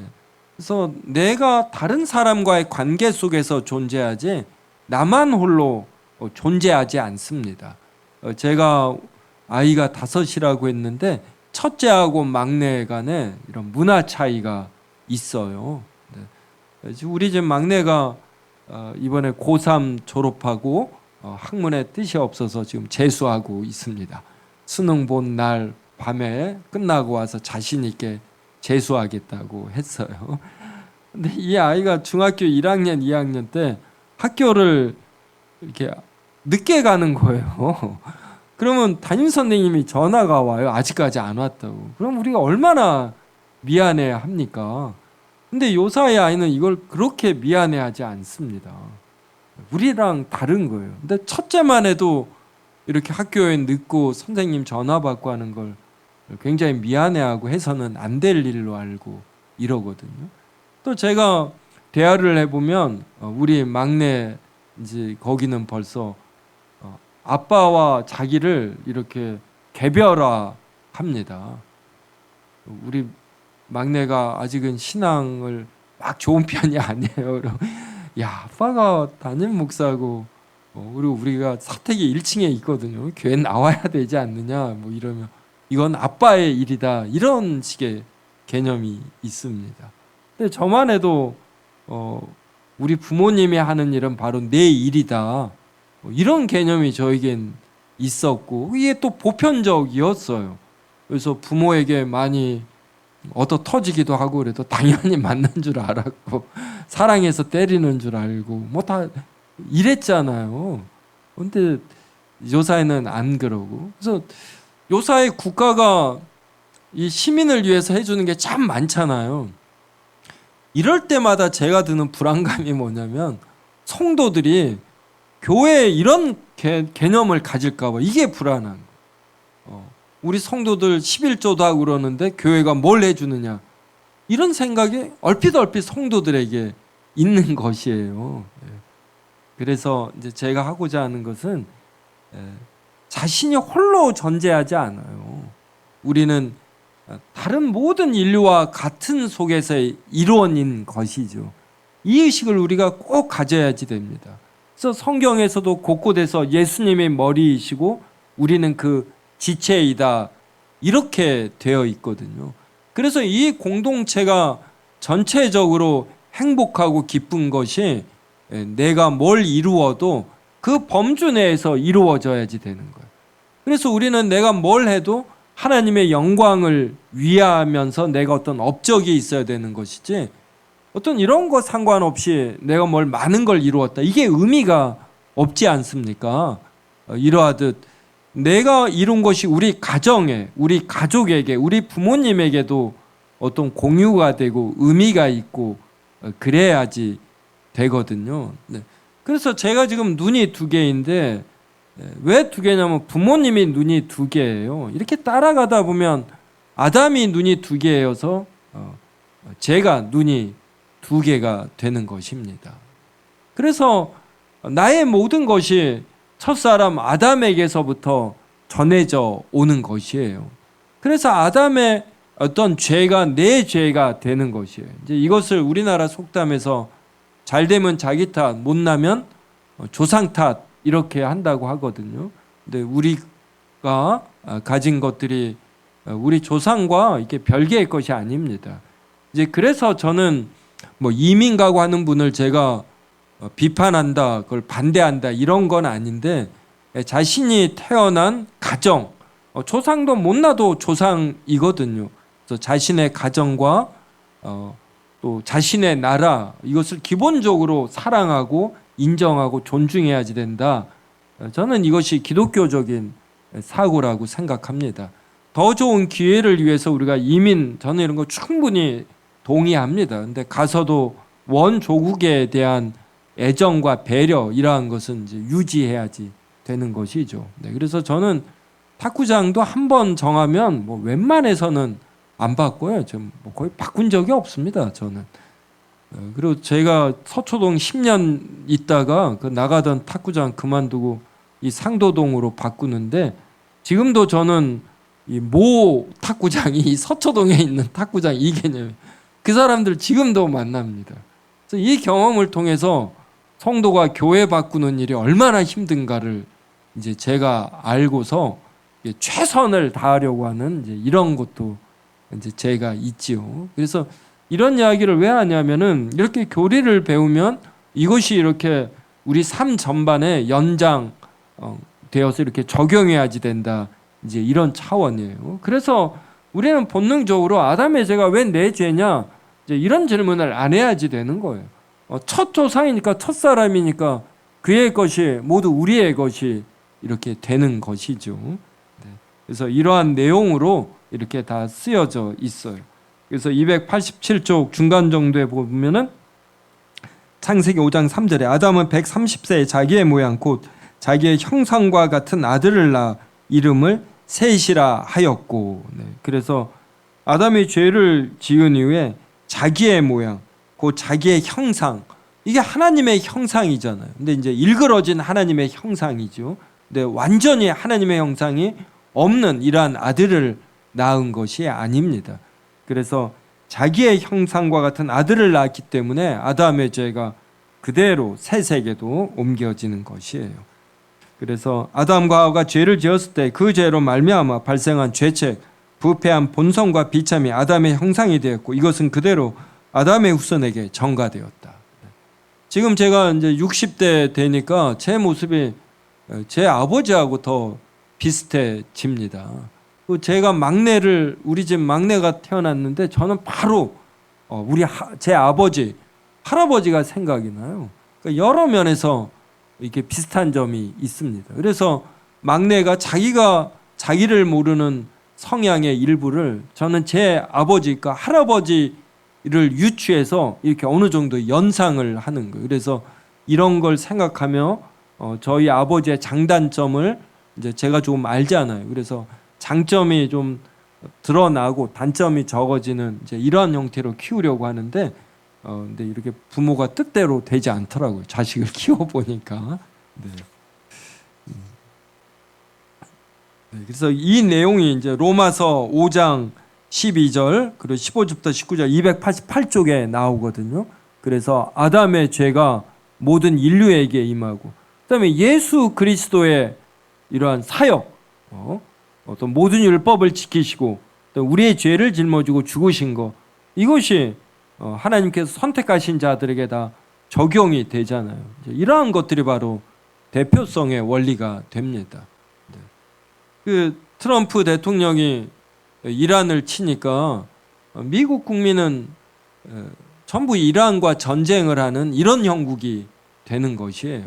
그래서 우리나라도 대통령이 어떤 나라와 전쟁을 결심하고 국회의 비준을 받아 전쟁 선포를 하면 우리 국민의 일부는 동의하지 않을지라도 이런 법적으로는 공적으로는 이런 모든 국민이 이 전쟁에 참여하는 형태가 되는 겁니다. 그래서 사회 곳곳에 대표성이 많은 것이에요. 그렇게 살펴보시기 바랍니다. 네. 자, 그 다음에 참 23문도 묻고 답해야지 되죠. 286쪽 묻고 답하겠습니다. 타락은 인류를 어떤 상태에 빠지게 했습니까? 네, 그래서 the fall, 타락은 brought, 가져왔다. mankind, 인류를 into가 변화, 결과를 나타내는 전치사예요. 그래서 죄와 비참함의 상태라는 이러한 결과를 가지고 왔다. 네. 그래서 이것을 정리한 것이 290쪽의 표로서 이 타락은 죄와 비참을 가져온다. 그래서 이 죄에 대해서 24문에서 26문까지 살펴보고 비참에 대해서 27에서 29문까지 살펴보는 것입니다. 그래서 이렇게 논리적으로 되어 있어요. 그 다음에 이 비참함, 그러니까 이 세상은 비참함의 요소가 이제 내재되어 있어요. 이것을 이제 실존주의자들은 사람은 태어날 때부터 부조리한 상태에 태어난다. 경쟁이 있을 수밖에 없잖아요. 그래서 제로섬인 측면이 이 인생에는 있어요. 누가 1등을 하면은 누군가는 1등을 못하는 거잖아요. 그러니까 합해서 100이 되는. 그래서 누가 많이 가져가면 누구는 적게 가져갈 수밖에 없는 이 측면이 이 삶에는 있습니다. 또 모든 사람이 늙고 병들고 죽지 않습니까? 그리고 지금 대학 교육을 받은 사람이 세계적으로도 얼마나 많습니까? 근데 20세기에 1차 세계대전, 2차 세계대전이 이루어졌고 지금도 전쟁의 소문이 늘어나고 있지 않습니까? 이것을 누가 잘했다 못했다를 떠나서 그냥 인류가 있으면 늘 이런 현상이 발생하는 이런 비참함에 속한 것이거든요. 그런데 이제 불신자들은 이것을 어떤 교육이나 대화나 과학의 발달을 통해서 이러한 것들을 해결할 수 있다 보고, 우리는 아니다. 바로 이것은 타락으로 인한 것이기 때문에 이 타락의 문제를 해결해야지 된다. 이렇게 보는 겁니다. 이제 291쪽에 24문을 묻고 답하겠습니다. 죄란 무엇입니까?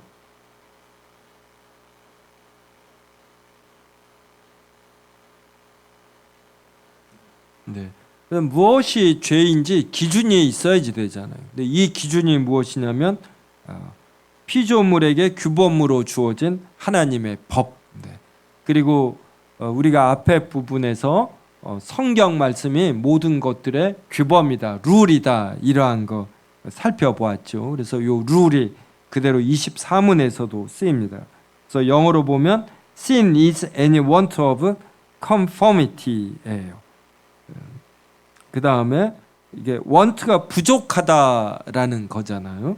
그 다음에 transgression of any law of God에서 하나님의 법을 이렇게 conformity가 이렇게 순응하는 것, 따르는 것. 근데 이것이 부족하다 이 말이에요. 혹은 하나님의 법을 어기는 것이다. 그런데 이 하나님의 법이 무엇인지 콤마하고 given 주어져 있다. as a rule 규범으로 to the reasonable creature. 그래서 이성적인 피조물에게. 그래서 한마디로 이야기하면 이제 하나님의 율법이 되는 것입니다.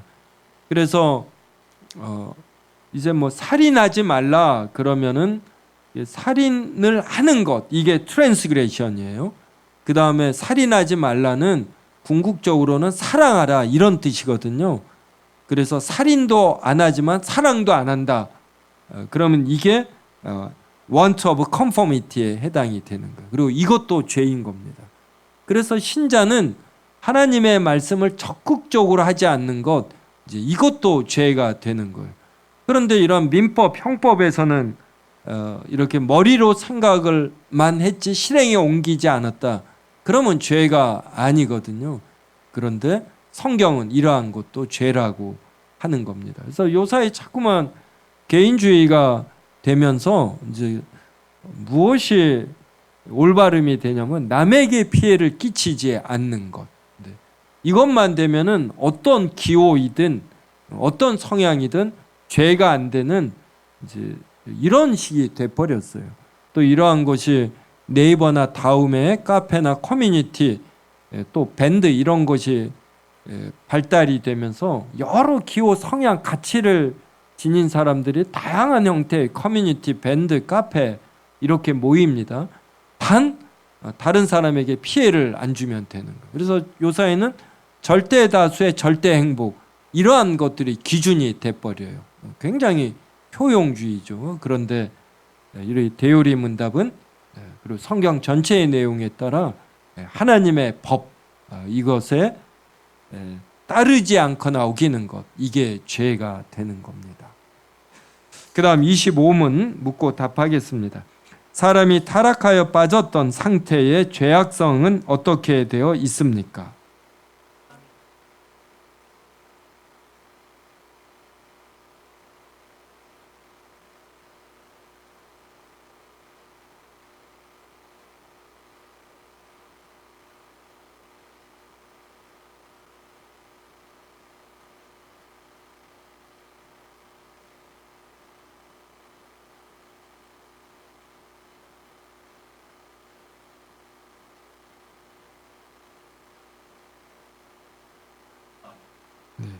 그래서 영어로 보면 the simpleness of that estate에서 그 상태의 죄악성, 어떤 상태냐면 where into로 받아서 man fell. 그래서 사람이 타락해 들어간 타락해진 상태의 죄악성은 consist in 무엇에 있다.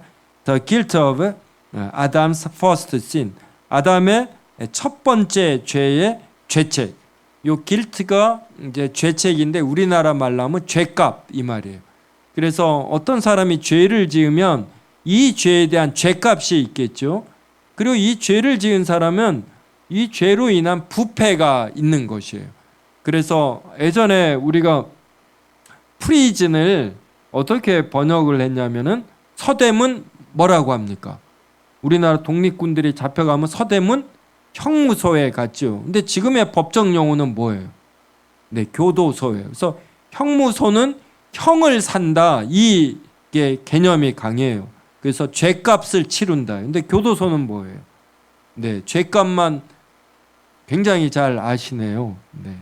그래서 죄값만 치르는 것이 아니라 이 죄로 인한 부패, 이것까지 개선을 하는 것이에요. 그런데 어때, 우리 줌에 참여하시는 분이나 현장에 있는 분 중에 교도소 생활 해보신 분 계신가요? 저도 가보진 않았는데, 근데 이 교도소에 가면 다 범죄자들로 되어 있어요. 그러니까 거기에서 배우는 게 뭐예요? 범죄하는 법을 많이 배워요. 그래서 이 교도소에 대한 은어가 뭐냐면 학교, 대학, 맞지요? 네, 이렇게 되는 거예요. 그래서 범죄인들은 교도소를 갔다 와야 범죄자로 진정한 범죄인이 된다, 거듭난다, 그 대학을 갔다 와야 된다, 이러거든요. 그러니까 좋은 영향을 못 미치니까 이렇게 교도소 역할이 잘 안 됩니다. 그래서 우리 정부가 형무소를 교도소로 바꾸는 아주 의욕적인 일을 1960년대인가 했고, 저도 동의합니다. 근데 실제로는 이것이 잘 안 되는 것이에요. 그 다음에 이것은 사회과학적인 결과물이라 이런 범죄인이 한번 교도소 갔다 온 사람들의 재범률이 일반인보다 높아요.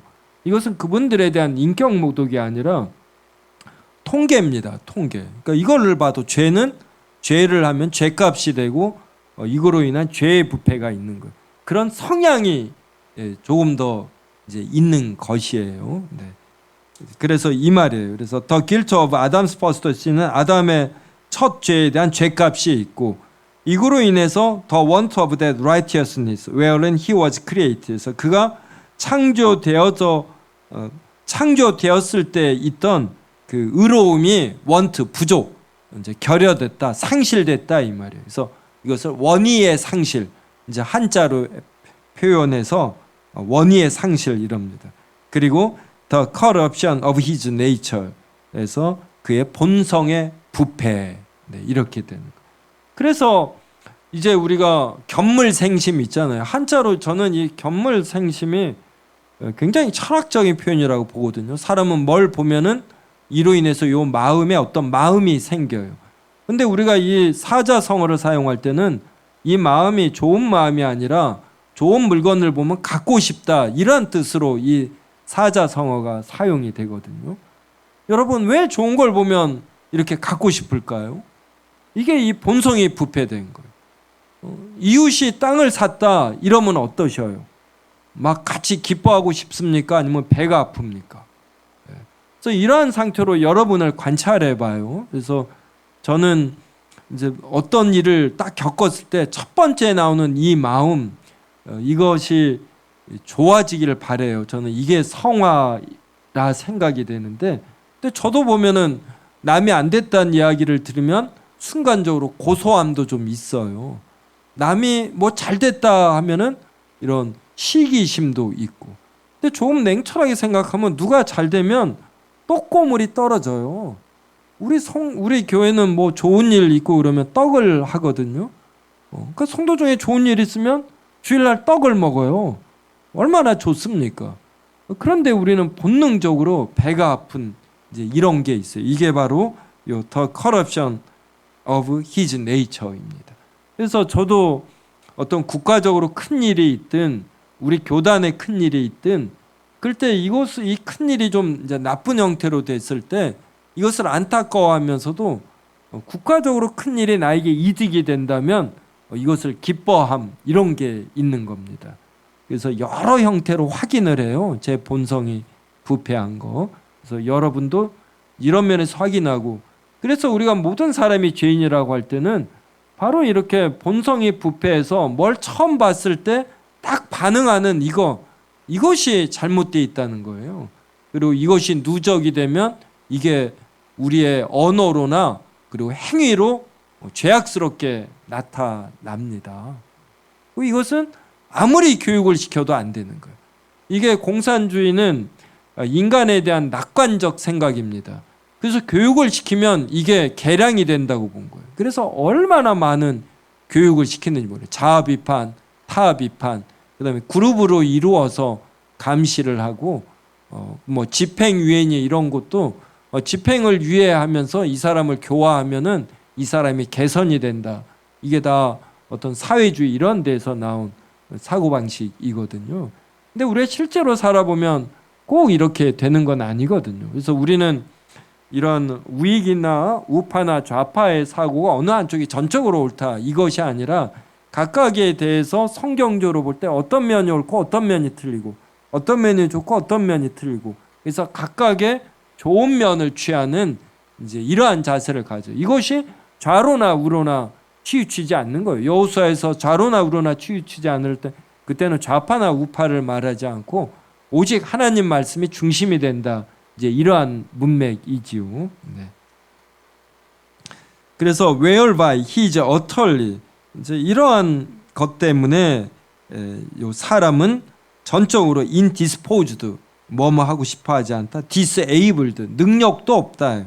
그리고 made opposite unto all that is spiritually good. 그래서 영적으로 선한 모든 것을 이렇게 하고 싶어 하지 않아요. indisposed.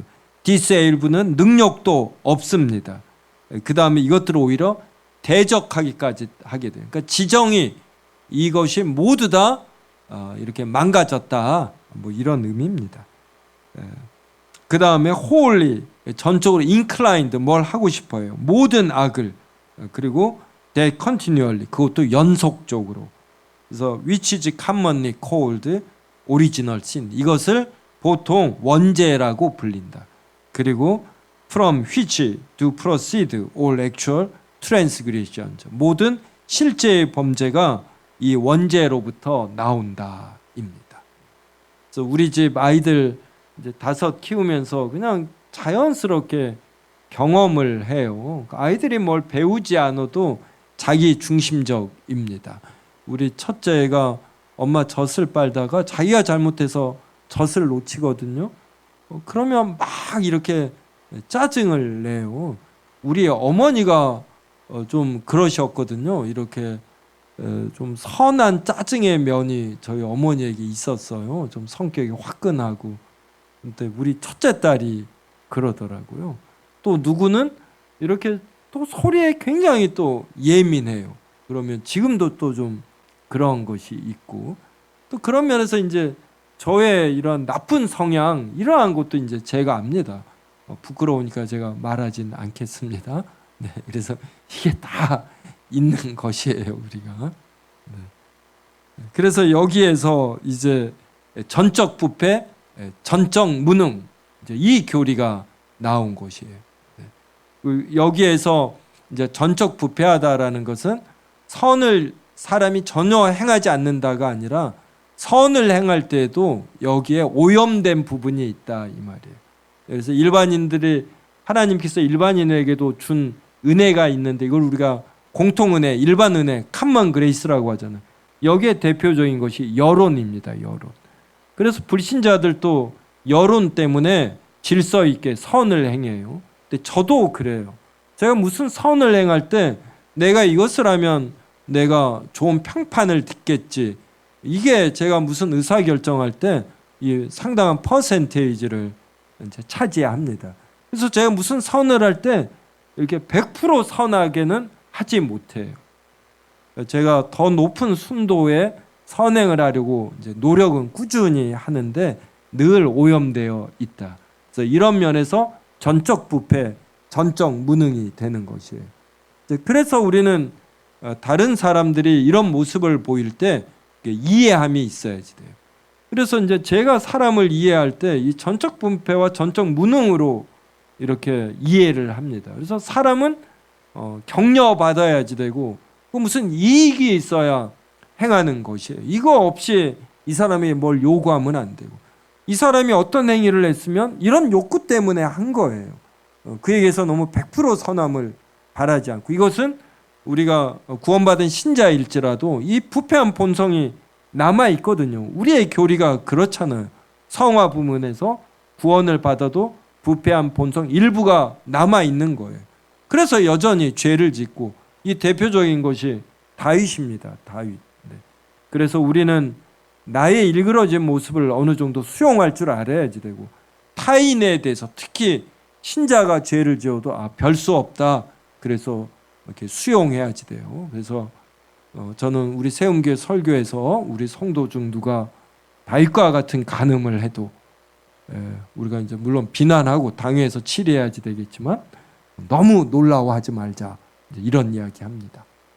네, 그래서 이 말이 뭐 죄를 지으라 이건 아니고 사람에 대한 정확한 이해, 그리고 이것으로 인해서 자기의 부족함을 자기가 수용하고 타인에 대해서도 이렇게 수용할 줄 알아야지 되고, 이런 현실적인 인간관을 갖고, 그래서 어떤 자신의 능력만큼이라고 필요에 따라 가져간다라는 이런 잘못된 어떤 공산주의 사고방식, 이것을 안 갖는 거예요. 그래서 성경을 제대로 아는 사람들은 본능적으로 우리가 공동체에는 관심 갖고 기여하려고 하지만 이렇게 자신의 능력에 따라 일하고 필요에 따라 가져간다, 이제 이런 사고는 아예 안 하는 거예요. 이런 거는 바로 이건 잘못된 이념이다, 이러한 판단력이 있는 것입니다. 네.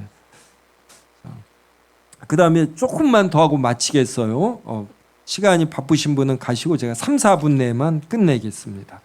그래서 293쪽 중간쯤에 로마서 2장 12절이 있어요. 로마서 2장 12절은 무릇 율법 없이 범죄하는 자는 또한 율법 없이 망하고, 무릇 율법이 있고 범죄한 자는 율법으로 말미암아 심판을 받으리라. 그래서 우리나라 고려시대 조선시대도 얼마나 찬란한 문화유산이 있습니까? 이분들이 다 본능으로 있는 이 양심으로 이렇게 이룬 것이에요. 그래서 불신자들에게 주어진 일반 은혜, 공통 은혜를 우리가 너무 간과해서는 아니 됩니다. 네. 그 다음에 294쪽 위에서 셋째 줄, 신명기 10장 19절은 너희는 나그네를 사랑하라. 전에 너희도 애굽 땅에서 나그네 되었음이니라. 그래서 우리는 나그네를 적극적으로 사랑해야지 돼요. 사랑하지 않고 뭐 해코지하지 않는 것, 이것만으로 우리가 하나님의 율법을 실천했다, 이럴 수 없는 겁니다. 우리가 이렇게 하기가 힘들지만 하나님의 율법이 요구하는 것은 이것이다, 이 사고는 가져야지 돼요. 네. 나머지는 제가 다 설명했고, 299쪽에서는 이 부패한 본성을 지성의 측면에서 299쪽 살펴보았고, 300쪽에서는 왜곡된 감정, 그리고 301쪽에서는 왜곡된 의지, 지정의 관점에서 사람이 전적 부패하고 무능한 것, 이것을 살펴보았습니다. 네. 그래서 이제 304쪽에 타락은 죄와 비참, 그 다음에 이 죄는 죄값인 죄책, 원의의 산실, 본성의 부패, 그리고 이것을 원죄라고 하고, 그래서 죄악상은 원죄와 자범죄로 된다, 이렇게 요약되어 있습니다. 네, 오늘 위그노 강의 들으면서 저도 다시금 이 신앙의 끈을 좀 더 조여매게 되고, 어떤 위그노의 전통에 있는 우리가 이런 사탄의 햇볕 정책 하에서 이렇게 너무 느슨하게 신앙생활하면 안 되고, 정말 무엇이 중요한지 놓쳐서는 안 된다, 이런 경각심을 갖게 됩니다. 그리고 이러한 측면에서 우리가 이런 웨스민스터 대유리문답 공부하는 것이 가치가 있고, 이것이 우리의 삶의 구석구석에까지, 나의 행동 하나하나에까지 선한 영향을 미치도록 또 넓고 깊은 사고를 해야 한다, 이걸 다시금 느끼게 됩니다.